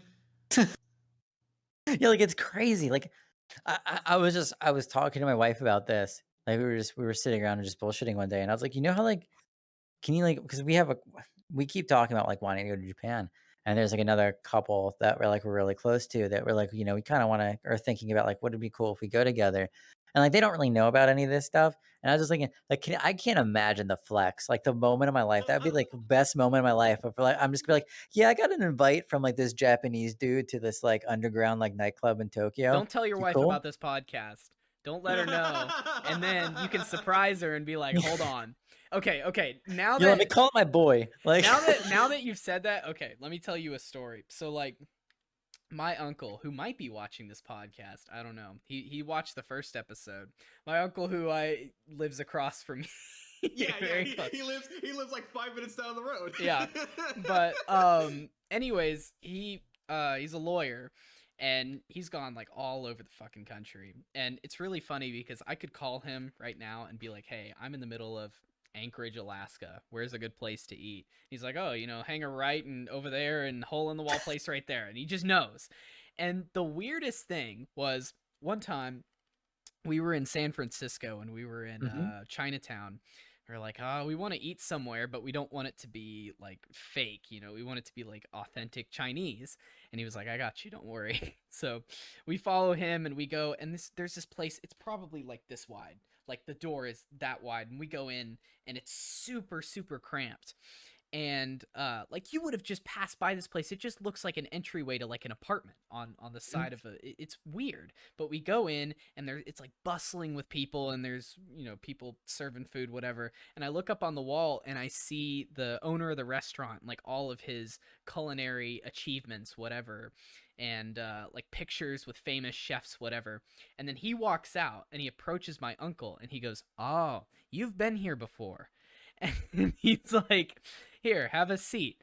And we were like, "Oh, do we need to order anything?" He's like, No. I got this." And just walked away. We didn't order or anything. And then he brought us like a 6-course meal. It was like the best thing I've ever had in my entire life. And he just like brought us food. Like my mom was like, "Well, we have like a vegetarian and this and that." He's like, No. I've got this. And I'm like, what kind of status do you have that you can just walk into a restaurant and the owner walks out and is like, "I know you. You've been here before." Like, what is That's that? the thing, right? Like that I would apply with VRChat. Like there is multiple times in my life where I am thinking like now that I'm like in my early 20s, and I know I'll think about it when I'm later in life. Just the life I have lived in the past like 5 years or so, all the experiences that I've had, all the people I've physically met that I have flown, driven, shook hands with that I never would have met anywhere else but because of this place. And I could any one of us here could write a book, an autobiography, have someone write a book about us, and it'd be the weird. There's no way you can normalize it in writing. It is Yeah. just the wackiest form of. We've had experiences that no one else could ever repeat for the rest of their lives, and part of me thinks that's kind of neat. of Yeah, just like that one uniqueness feeling. the Two Tone Disco, who's the other dude that runs Shelter with Kai. He is a DJ. He's a producer too, and he was on a tour stop with another musician in Seattle, I believe it was, and so he told everybody, um, and it was like, yeah, I'm doing this thing, and I think there was this expectation that it was gonna be like 5, 10 people maybe would come and show up. Like 80 people came, right? Where like he was playing a live show where there were literally like the first just couple rows were all people wearing like Shelter and VRChat merch and just like all this stuff, and we're just like, yeah, I'm basically here because of you, sort of shit. And all these people had just met in the first time. They never met in VR before. So they just, were doing that kind of thing. And it was like they literally like, so like if you've ever been to one of like the rave events, like people always spam emotes at the DJ. And so someone came with like printed out emotes and they just were like holding them up Oh during the my performance. god. And he was like so overwhelmed. He was like, this is the most empowered, like this is such a like if you explain this to anyone, they wouldn't understand like how Exactly. meaningful that is. But It's like he was like he was like crying like as he was performing, because he's like, this is like for like people to go out of their way and multiple people to have this idea to do this thing, and like all these people to show up in person just because like you attended a virtual nightclub and VRChat is just absolutely like, yeah, that's wild. And like you asked like a while ago when you I think what got us here was about like what, like how long is this going to last? What's going to change it? And I think Yeah. first. yeah, like, and I genuinely think that like we're right. I think in general we're on the cusp of that bubble bursting. I think, God help my soul, I don't have enough time in the day to go on a rant about metaverse bullshit, but like I think that we're approaching that point at which people are suddenly getting interested in these technologies and the things that we find interesting, and are going to be coming in. The main difference between now and then, and it's the only saving grace, is that I think that the community is sufficiently weird, but also welcoming enough, where typically weird communities get bullied out because they're so weird that they have a problem of converting new people to them, and so it just dries up after a while.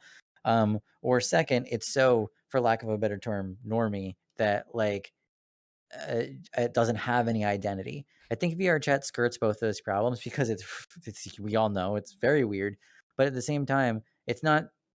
It's extremely Do welcoming. you know the word I'm thinking of? Do you know the term that I'm surprised that you didn't drop? The Gatekeep? COVID Oh. tourist. Oh, the COVID tourist. Okay. I thought you were gonna go with gatekeeping. Oh But my No, god. no. Do you know about COVID tourists? I haven't actually heard that. No. So there was this like rant on Reddit, I remember, about how this one guy was super upset about this huge influx of people joining on VRChat because of COVID, and use the term specifically COVID tourists, and how these people, just they didn't really integrate themselves into the culture. They just kind of came to observe like a circus and then leave whenever they can go back to their normal lives. Whereas oh shit, I forgot I grabbed this. Oh yeah. Before I go on, this world was made by Bornado. We were talking about Brazilian, and that's up there. So I just thought I'd shout him out for making this world. But anyways, yeah. COVID tourist. And it's funny, there's one person in the Discord that classified themselves as a COVID tourist because that's when they joined. And then they're like, yeah, I'm probably gonna stop VR whenever things open back up. It's like famous last words. Yeah, exactly. And Yeah. I feel like there are some people who share that sentiment, and then at the same time you have these people who are frustrated that like they come in and they're observing this weirdness with like a circus mentality, like watching it for entertainment instead of being Looking integrated. down upon Yeah, instead exactly. of seeing as equal. Yeah. Exactly. And that's I understand that sentiment to a point. And even though it was phrased in a rant, it still makes a lot of sense of how there is some truth. Like I talked with Brad on the other episode about this, about how gatekeeping isn't necessarily a bad thing in some Yeah. instances, because of the sense of like sometimes you have these niche communities set up, and then you don't want an influx of people who don't really have the best intentions at heart Mm-hmm. to join in and then fuck up what you've already made. Like Mm-hmm. that's why you have friends plus instances or friends instances, and you can make these groups. Like one thing I've noticed, there's a group of people who like every day in this one Japanese world, they get on and they do yoga together. And Mm-hmm. sometimes they have some people who will come in and try and like fuck it up, whatever. But there's just this core group of people who do yoga, and it's like that's what's so cool to me, is you can have these super small groups in here that Yeah. do these niche things without worry of people coming in and ridiculing them, because one, it's a lot more anonymous. It feels it's anonymous, but at the same time way more expressive than just the internet, so you can really open yourself up without Mm-hmm. this fear that you're going to be ridiculed for what you do. But at the same time, you kind of have to keep that I don't know, that utility of anonymity and the ability to keep people out of places that you don't want them. As harsh as that may seem, it seems like the only way to really protect these niche communities, at least in my opinion. I think there's a weirdness filter, right? Like I think the Oh, weirdness filter is, absolutely. is really effective at that actually. Like I think it's um the way VRChat works.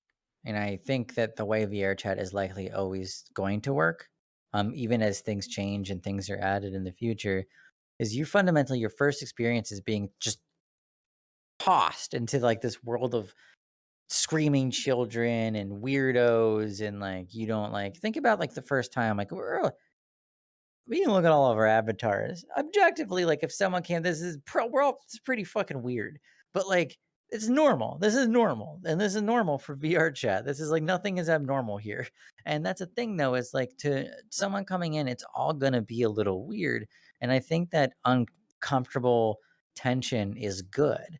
And I do agree with the concept of like this light sort of gatekeeping where we want a ton of people to come in. At the same time, we want people to also understand that like this is inherently a place that's at least a little weird, and that's what the culture is fundamentally. Like I don't mind people coming in and gawking for the most part a little bit. I mind if people are like gonna do it to an excess, because I think everyone's first experience is kind of just standing there like frozen and just looking around like what is going I mean, on that's here. literally what is it? That was like towards the end of 2017, 2018, when literally the whole streamer flood began. It Yeah. was just that. It was people walking in desktop, seeing what was all the hubbub about, and then they either stayed and got VR Hmm. or they left and just thought, I remember when that moment happened of you got a knuckle running around, and that was it. Lately, Just I'm seeing a lot of influx of people just coming in, showing their friends, and being like, "Look, this is all they do is sit at the mirror," and then just Oh like, no, and that's no, don't all bring they up do. mirror dwellers. No, No, we're I'm gonna. just, I'm no, but I'm Now just we saying, have to like, I'm talk seeing a about. lot of Now we like have to talk young about your kids mirror that just dweller come here video. Oh. just to laugh and just to troll. Like they see this as a means to troll, but then they leave within 5 minutes because they realize that VR chatters are really immune to trolling. We're not Yeah. like Second Life. Yeah. yeah, I We're remember not. Gmod Tower. We know how to deal with it. Like we go to the Well, we know what's Do you up. breed horses? Sorry. Have you seen the new Daniel from Second Life video? Oh so like no. genuinely, like I bring this up of all videos. Did I cut it? I don't remember. Maybe I did, maybe I didn't. Whatever. The point, I can make it anyway. VRChat's culture is heavily so like Jesus. Let me step back for a second. Most places on the internet are how the fuck am I going to make this point? Yeah, okay, I'm going back to the other thing I was saying. VRChat's culture is very internet. It's very internet from like Yeah. the roots of it. Even when you're disconnected, even when people don't know what I mean when I say like it's very internet, No, you it's like if probably you go know. back to the old days of just like, the whole it's like when people talk about old videos, they mean like door stuck and shit that just didn't really matter. It was just like weird off culture bullshit that people just uploaded because they enjoyed it and they thought it was funny and they just wanted to Mhm. upload their content. It wasn't manufactured for clicks, and it was just things people Well, wanted I'm to even going share. behind, or but I'm even going like past that kind of where it's like the the the roots of like VRCat culture and what kind of set the ball rolling as far as like how people behave and the trends that have kind of set foot in VR in many ways. It's like it's all from like 4chan. It's all from like old Reddit and something awful No, and this shit game like is that, right? literally 4chan memes come to life.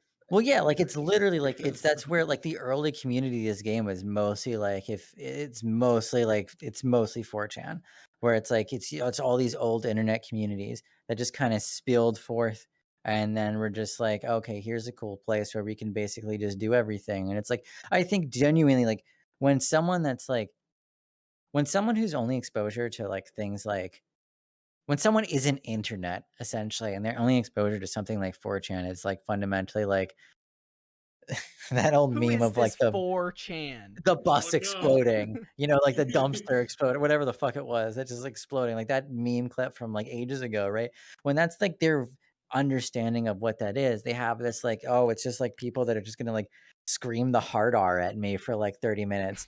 And like, but Which that's like there is not, some of that. There is of course, yeah, like that exists. Let's I not, won't say there isn't.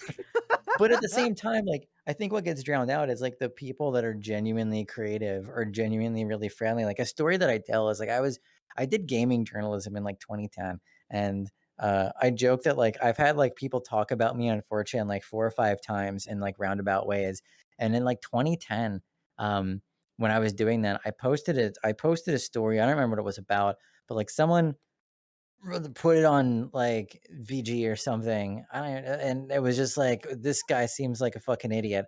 And some dude in that thread was like, "No, this guy's like in one of my classes, and like he seems like a cool dude." And then everyone like completely did like a 180 and was like, "All right, we like this article now."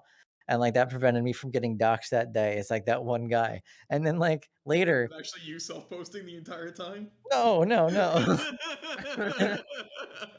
But then, like, with one of my videos, I think it was like the gender video, someone posted that on like 4chan, and I was like, I don't know what the fuck the response was gonna be. And like the response was like, I learned that it was posted there, but someone messaged me on Discord and they wrote literally like, "Hey, I found your video on 4chan," and they wrote me like 8 paragraphs of like, "This is a really good video. I really appreciated this. Blah blah blah. Like, I hope you keep Isn't it making weird content." how Yeah, that like, happens? You know and it's what? like Honestly, I think that the way that I found your video was because someone found your video from 4chan. Like Mhm. someone in our circle sent it to Yeah. me, and then Someone literally sent me like a manuscript of half the logs of the video, like they put it to text and DM'd it to me, and I was like, I don't know where this is from. Immediately go to check VG, and I was like, there it is. Okay, here we are. Start the video. it's so weird because like you and I both have seen memes that we perpetrated and we saw in our circles come to life and like go global. It's fucking Somewhere bizarre. else. Just like It's so funny.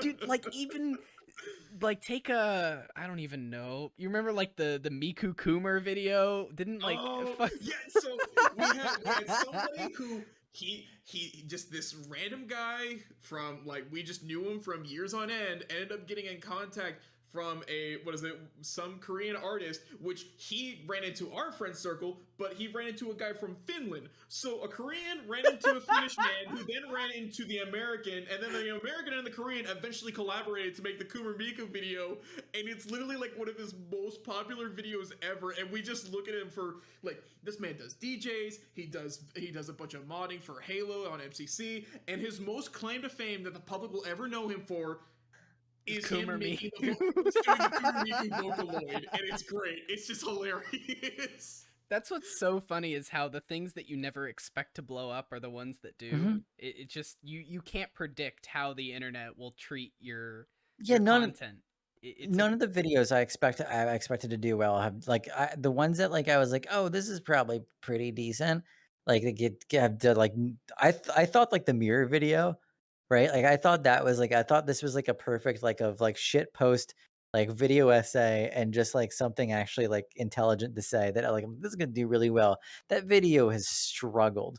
Whereas like the gender video, I was like, this is so fucking out there and kind of weird and like people aren't gonna really want to like I was like at first I was like, I think people are probably gonna get like offended by this or just not be uncomfortable by it. And no, that like ended up getting posted all over the place. And like so many people reached out to me by that. And I literally would have never predicted that was going to happen. It was bizarre.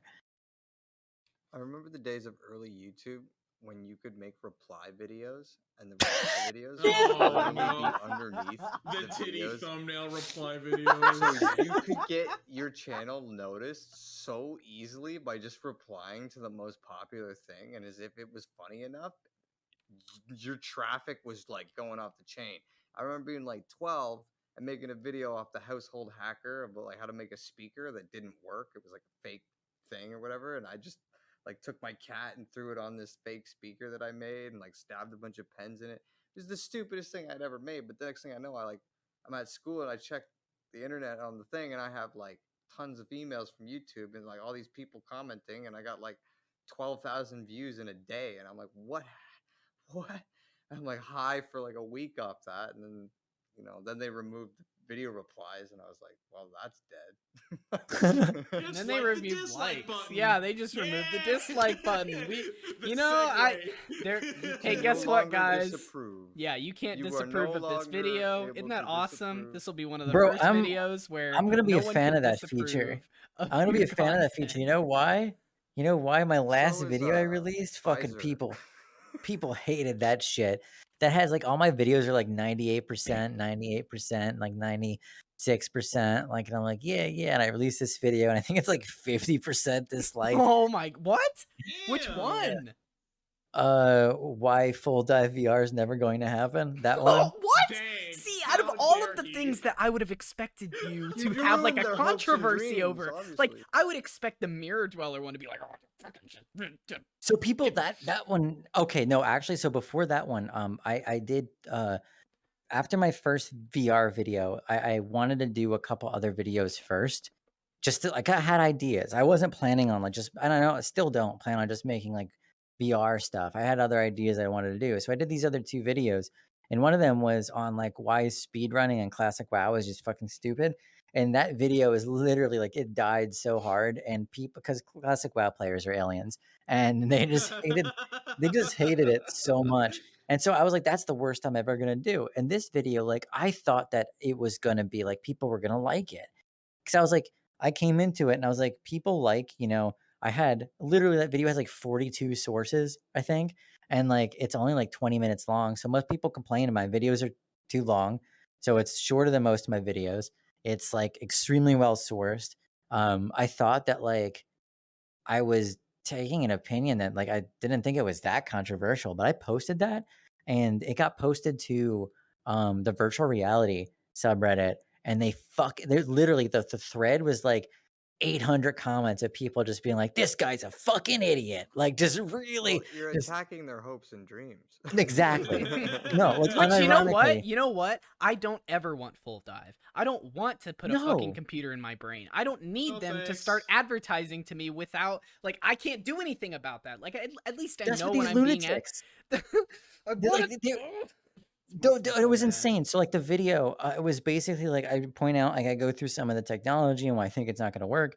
And then the next part was like the ethical and philosophical implications. And I was like trying to like bring up like the philosophy of mind sort of stuff. And these people were like, no, this is stupid. You just plug it. It's a computer. You just plug it into your brain. The singularity is going to happen in 10 years. And it's like, no, shut the fuck up. It's not. You need to stop reading futurology books. And then also they were like, no, but I want this. Like you were just afraid of technology. Like most people want this. And I'm like, have you talked to a human Isn't like that in a your life? funny, like question like you were given in high school? The whole thing of like you get this dream machine, all right? It could do everything you ever wanted, and it feeds you, sleeps you, whatever. It takes every care of every need you want, and you could do whatever you want with it in it. And it's like, would you do it? And, you know, obviously, most of the people in a class would say, I would imagine, no, because there's no achievement, there's no accomplish, there's no, Mhm. if there's no thing to climb to better yourself, what was the point? Was the whole purpose of the philosophical question. So now that It's we've like the whole thing of that close, it's like just like, what do we do?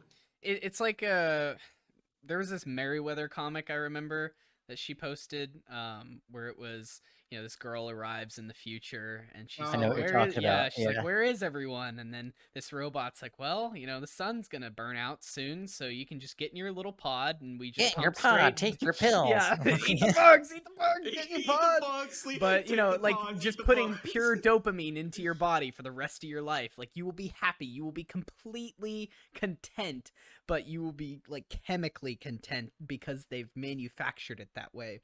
And Yeah, that's one of the I know what things alcoholism is. that's one of the things that I don't. Okay, so this is kind of like a broader topic, but I Mhm. think that a lot of people want to chemically suppress Ow. or otherwise, you know, technologically suppress the human experience. They want to completely escape things that are Yeah. mundane problems but are essential to being human. You have to experience struggle to be a human being, and completely removing yourself from that is to not be human. And I think that that is the point where you reach this dystopian level of people just huddle back to their you know, their fucking dorm or their apartment or cubicle, whatever, and they just put on the headset and they're happy in the headset.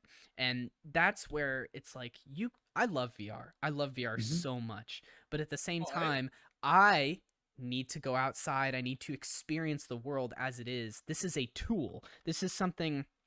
God, what's the? I'm gonna bring up the. I'm gonna bring up the Alan Watts psychedelic.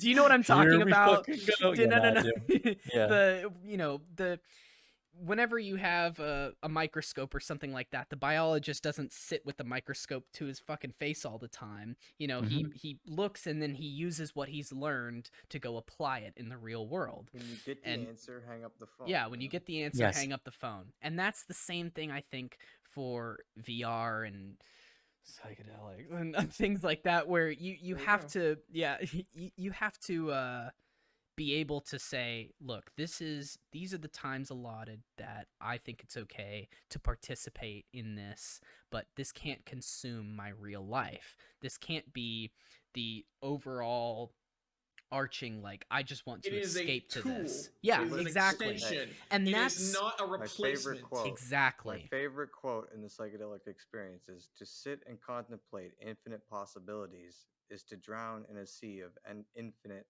potentiality." Yeah.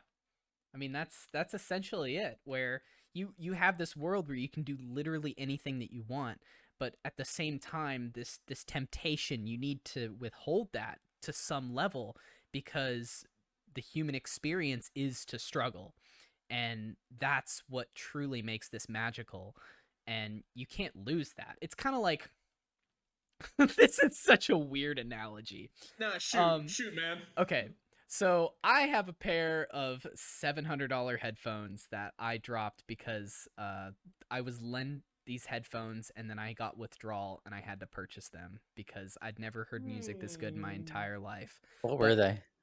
They're gold planar GL 2000s. And they're open backs, but they're just Mhm. amazing. They're absolutely amazing. And the thing is I can only listen to music on them for so long before things become kind of, it's like you become complacent. You sit in it and it's like, I want this to be magical. I want this to be an experience that I can come back to. So I have to take it off and I have to just stop for a bit. And so I used to listen to music nonstop, 24/7. You look at my last FM, it's like thousands of scrobbles in unreasonable amounts of time. You can look at my time circle and it's just all the way around. And I got kind of burned out. And so I was like, okay, I'm just going to take periods where I just don't listen to music. And then those periods where I do become so much more magical, and it's way more of an experience. And I think it's the same thing for VR. Like, people ask me, because they see me in desktop all the time, they're like, why don't you get in VR ever? And it's like, well, part of it is because it's Psychedelics. in... I'm gonna go ahead and call you out before Listen, you even no! start. My mom watches this. Come on, you can't do me like Sorry, this. I mean,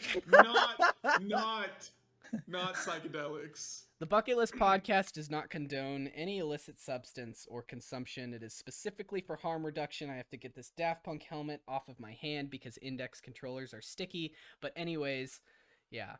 Back on topic. Back to the you topic. Would be in desktop. Be in desktop on the weekend. Exactly. How I'm on desktop most of the time, but then I get on VR very occasionally because then it allows me to feel that magic of holy shit VR. Yeah, it's like I there are certain things that you hold on to in life. Like the first time I heard Watermelon and Easter Egg by Frank Zappa, that moment, or like the first time I got into VRChat and went to Gaia Night, and I told this story before, but like all these little kanas surrounded me as I like drew things, and so I was in Gaia Night and I was just like sitting there drawing, and I was a mute, by the way, for like a year and a half. Can you believe it? How much I fucking talked that I was a mute? Yes. Yeah. That's always how it is. That's always how it fucking is. All right. I don't want to interrupt your story. I'm sure it's beautiful. Every mute I've ever known that's been like my buddy and has been like, ah, ha, ha, I'm a mute. I'm going to do a bunch of cute shit. Ha, ha, ha. I don't fucking ever talk. And then like they get comfortable with you and they never shut the fuck up. 100% of the time. 100% of the Okay. No. But you hate people. No. But I was mute to the point where I did not talk at all for a year and a half. Like I straight up, it wasn't like I got comfortable with someone and then I talked with them only. I just straight up didn't talk. And part of that reason was I think it kind of helped me preserve that magic of VR, where it made the conversations that I did have so much more meaningful because I was doing them with, by the way, I didn't know how to make models, so I did it with, I drew with my right hand. I'm left-handed, and I did it backwards in cursive. So I learned to write backwards in cursive with my right fucking hand because of this model that I used, and I would write to people and I would write out these whole paragraphs and whatever, and it felt like much more intimate because then the things that I had to shorten the things I had to say to be more important. You weren't getting screwed over by IK or anything. Yeah, this was back whenever pens worked, but I'm not gonna blame anyone here. Not to beat anyone in particular, but yeah. I love that we just both know. I even talked to Tupper on the podcast about being the scapegoat for every single fucking problem regarding VRChat. Like, even last night, when I was in a world with Strong Bad and just a couple other devs, and someone was just like, fucking Tupper. Like, just... That's the best thing. It's like, I'm assuming you have as well. Like, you physically met the man, you've known the man for years. I had to witness people handing him cans of SpaghettiOs, which is a whole other story. Just poor Tupper, but also, heck you, Tupper! How dare you fix my game? It's just the personality. It's just his personality. I don't know what it is. He was always like he's embraced it. Like he's embraced that scapegoat. Yeah. But yeah, back to my story of I was writing and just drawing things, and then this one kana comes up. And I'm like, oh, cute, hi, like waving, whatever. And then this deep Russian voice comes from, like, draw me elephant. I'm like, what the fuck? I'm like, I'd never heard, this was my first day, or one of my first days, and I hadn't really heard, this whole male and female avatar type of thing yet, especially with something as cute as that. So it was really off-putting. And then I was like, okay. And so I start drawing him an elephant, and he was like, yes, yeah, Boris, and calls over his friends, and all of these little Russian lollies surround me, and they start talking Russian to each other, and they're like, yes, and just telling me things to draw, like drakar, and I'm just drawing these things for them, and they're like, cheering me on. Like, what the fuck is going on? What am I playing? And then I realized this is VRChat. This is how this game is. And that was the moment where I was like, all right, this is a magical experience. And... Can I tell you can I tell you my first experience was kind of similar. Okay. It's really funny. I told you, my wife and I, we did this world hopping thing, but then we wanted to meet people. We want to talk to people. And this was before the Quest stuff. So you could go to public worlds, popular ones, and still find it. And so, we were just going through and drinking night was one of the popular ones. And so we just like popped into drinking night, and we would just like the two of us kind of just like lurk in the background and just like listen to conversations. Like you went to And Walmart and went people watching. I yeah, love yeah, people watching so yeah. much. It's So like ah. we didn't know, like it was, everything was like, when you first come in, like everything is so novel. I was like, I didn't know what an e-boy was, like, and none of this. So like you would see all these models and you'd be like, the fuck is, what's going on? Like, what is this? And like these two dudes came up, and one was a Dutch guy and one was a German guy, and they just, but like one was mute and the other wasn't, but was like speaking for their friend. And I didn't know what a mute was in VRChat. And so like this my model was like about same height, and it was like not quite lowly, but like a little bit taller, but still like a foot shorter than me, and was like in front of me and doing like all this like cutesy shit. And I'm like, hi, like, what's your fucking name? And like, they didn't say anything. And I'm just like, is your mic not working? Like, what's the problem? And then like, They must have loved you that day. Yeah. Hey, buddy, I But the can't thing hear is- you. You want to speak up? I don't think Yeah, you're. but their friend came up, I was like, no, they're a mute. And I'm like, what is it? Please explain to me, like, Are their what that vocal is. And cords gone? Like, what's going on? Like, are they Yeah. just... so they They explained it to lose it me. in a battle or something. Bird rip him out. Thank you Was for there your a war service. here? Yeah, like, did I miss it? So like we had like, I was about to say we had a conversation. We really didn't have a conversation. I just basically was like talking at them, and their friend was like helping communicate. And we did that for like literally like 5 hours, 4 hours, just like going like that. And we must have did it for like weeks after, until they finally like started talking. But like it just blew my mind. Like it just, that culture shock of like, I know that exact feeling of like you're immediately dumped into this place where you think you know what's going on, but really it's the shit that like that gets you, and the shit that like you encounter is the stuff that like you've never seen in a video, you've never heard about, none of your friends have told you about it, because it's so like, it's like your everyday shit in VRChat that like you wouldn't even think to tell anybody. Like Yeah, now nobody it's like, normalized. yeah, that's normal. We live Like- it, and we don't even think anything of it. That's what's so weird. Is I have IRL people, ask me, because sometimes, and I don't know why I do this. I sometimes You bring it slip. up. I slip the fact that I, like the other day, I slipped the fact that I have a podcast, and they're like, "Oh, can I listen?" I'm like,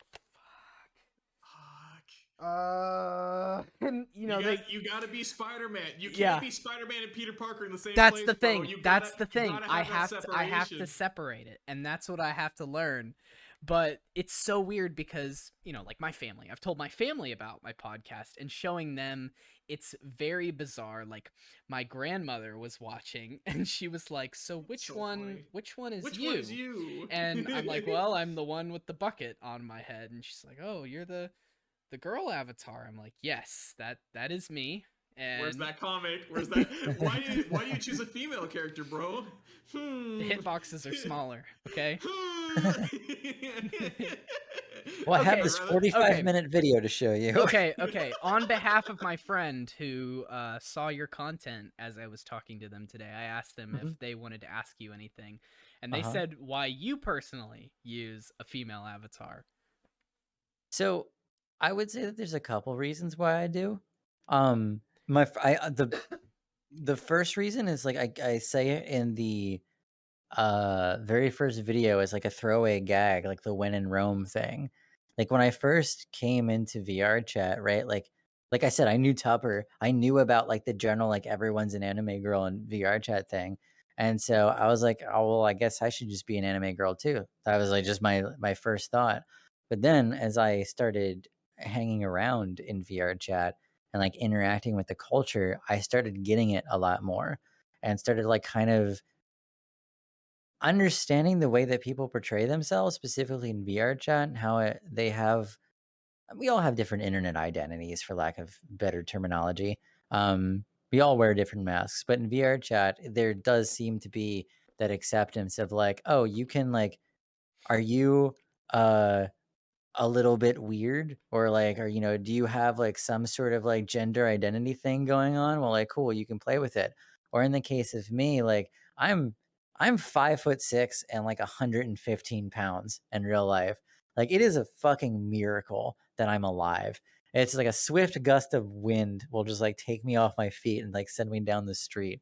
And so like I've always, my whole life, I've never felt like super masculine. Like I have a bunch of hobbies that are like cars and sports and like typically things that are like, yeah, like, you know, gasoline, like fucking, you know, Guns, gasoline, and beer. yeah, like typical sort of stuff. But like I've never really like identified super like with super masculine stuff. And like so like but you kind of have to fall into that anyway. Generally, like living your life every day, you kind of like put on this like portrayal, like this is who you are. Men So like enter their 20s and choose these 4 personality traits. exactly, yeah, exactly.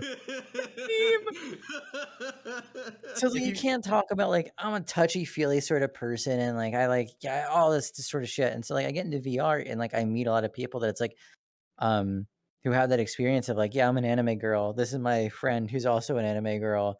And like something about it just allows you to connect to people in a different sort of way. And so after experiencing that myself, I was like, yeah, I definitely jive with that.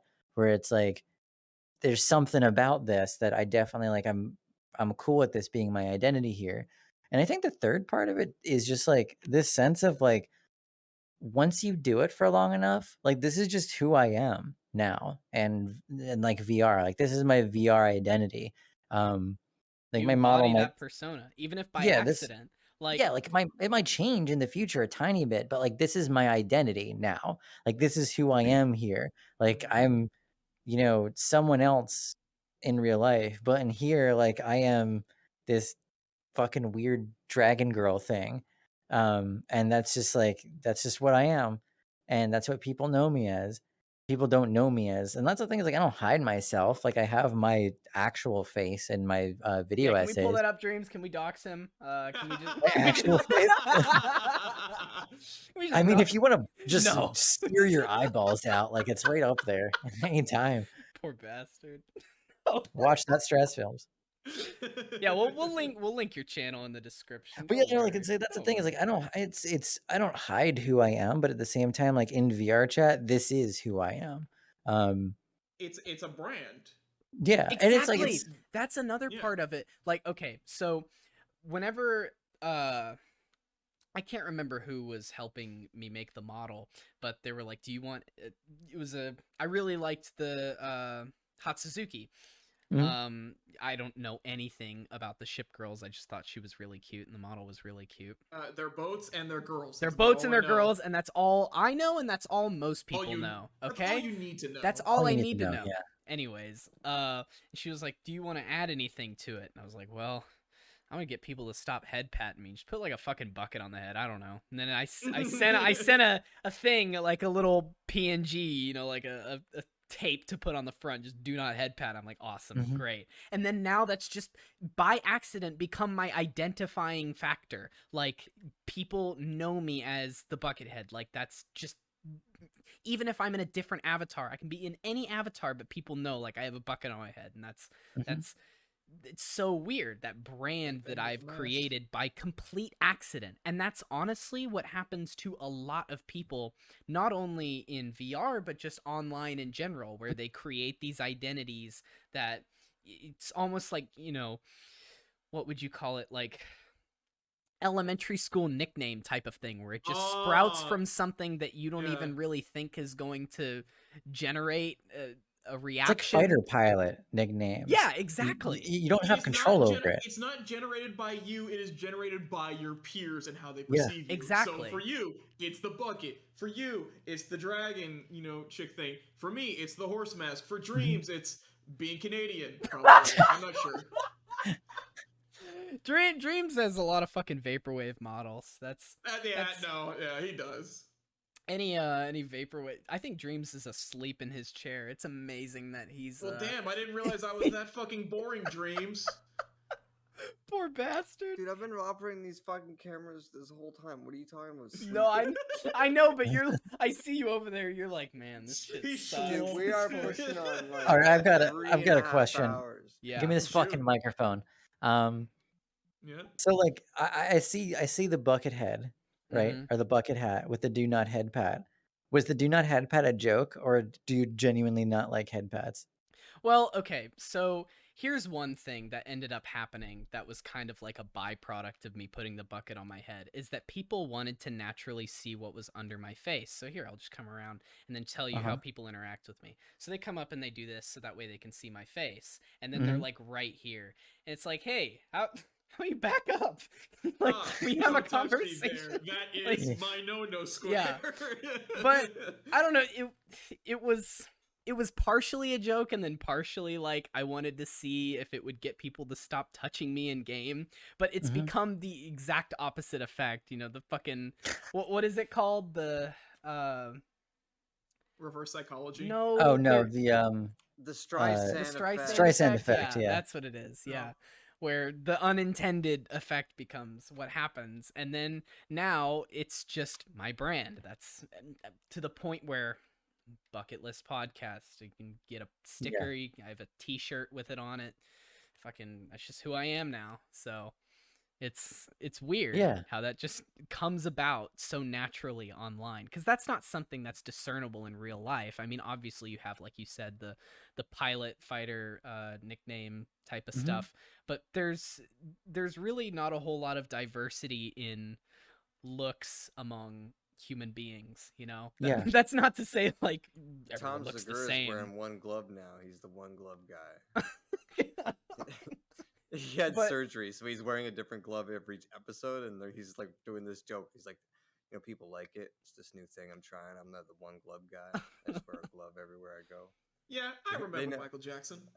But that's the thing of how it's so hard to create an Michael. identity in real life based off of like a persona, but in here it's just natural. It comes about by complete accident. And then that's just who you are. That's who you embody, and you've come to accept it. Like now, that's just even if I don't like it, that's who I am. So I guess think the that's question really is, cool. do you not like it? I do. I love it. I love it. Okay. I absolutely love.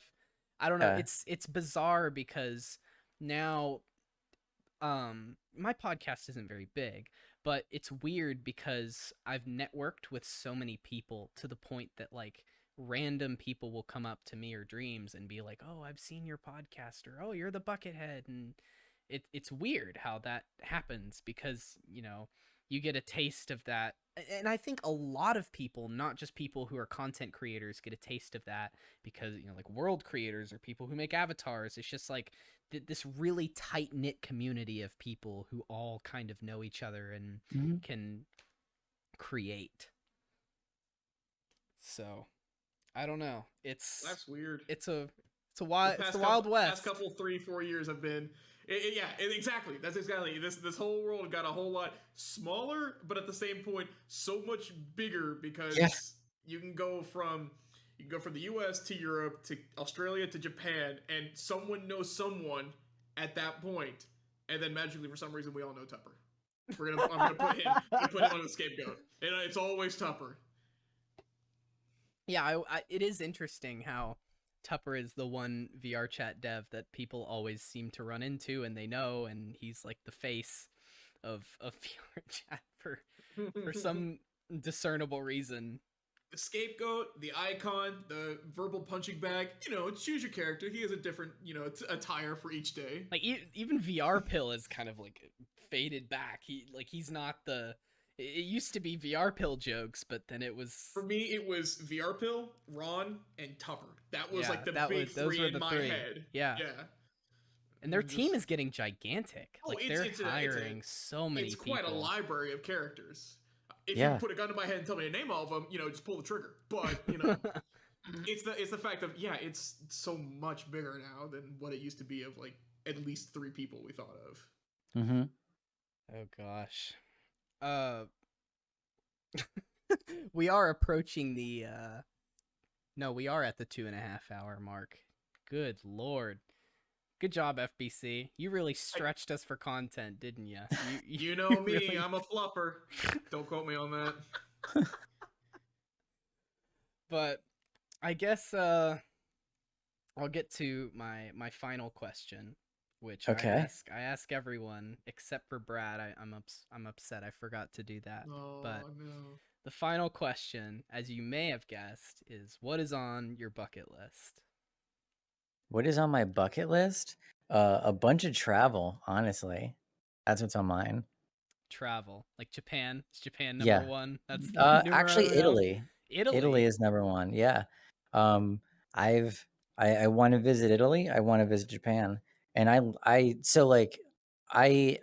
left a career earlier this year that I've had for like I'm weird. I've had multiple careers despite not being that old. I'm 32, so like uh I've worked in IT. I've done like the game journalist thing. I've taught college. I've been in marketing. Like I've had a couple jobs, but marketing was the thing I did for the longest period of time. But the thing about marketing is I never really had a true vacation. So like I'd have days to take off, but something would always come up or I'd have something to do. And so like outside of my like honeymoon, I never took a vacation. And so for years, it's just been this thing that's been rolling forward. It's like, I just want to fucking go to Italy. Like, I just want to go to Italy and I want to go to Japan. Italy first, then Japan, because it's just a shorter flight. So I figure if, I get used to international travel by going to Italy, and then I can prepare myself to go to Japan. Prepare Any yourself specific for the reason culture why? shock first, and then you can dive straight into Japan. Is that kind of the mindset? Yeah, like so it's a combination of things. So like one of the big things is I have a fucked up stomach. Like I have a laundry list of stomach shit that I have to deal with. And so like I want to make sure that like I can go to a country where it's like I it's still like literally like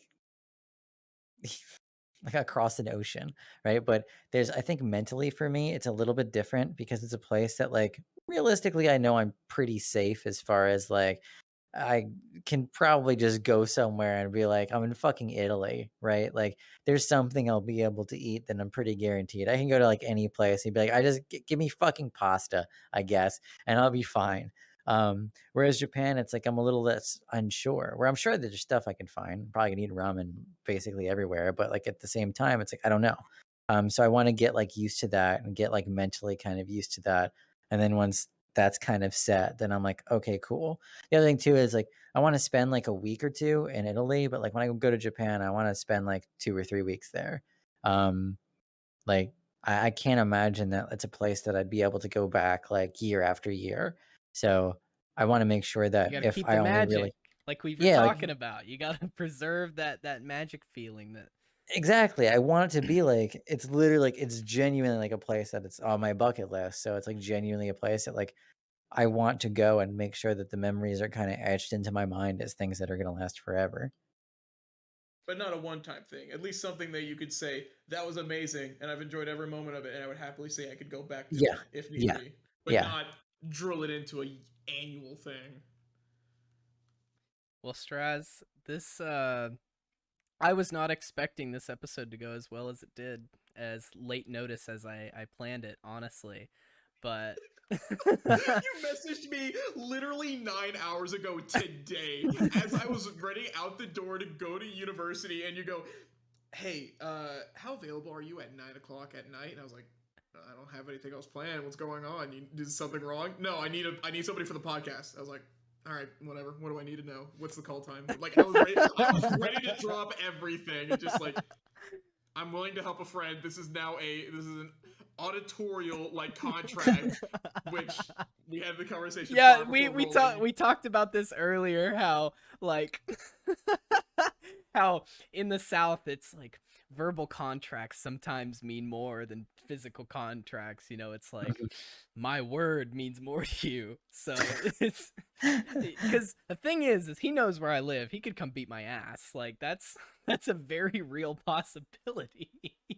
And So, in an extension, you basically know where I live that is because true. I live right next to your uncle. Yeah, that's true. I have my ways. But yeah, I originally messaged Adiash to come on, and he was like, how you message FBC? I haven't done it yet. I don't Ash, you Oh, fool! you know what? You should have been We'll have here. him on for a Pales in Comparison. That'd be good. All That'll right, be. all right. We just if him and I are on the same episode, I know him and I that- we will be bouncing off each other for hours. I know that's what I'm excited about. I hope for that. But anyways, I appreciate you coming on. I think we had some really good conversations, and I really do love your content. Thank you. There's it's funny because I was introduced to it in a way of like, look at this guy who's making a video about like why people are anime girls in VRChat. Like, why would you not see it as anything more than just like fetishism of like, oh, I'm a girl, like that type of thing of just like, wow, I get to see titties and I move it myself, like that type of thing. But then I actually went and saw some of your other videos, and my favorite video of yours is the one about the similarities between the early internet, because I love researching like the culture of early internet, and I'm a huge vaporwave fan, so obviously that comes with that whole culture. But I think you're really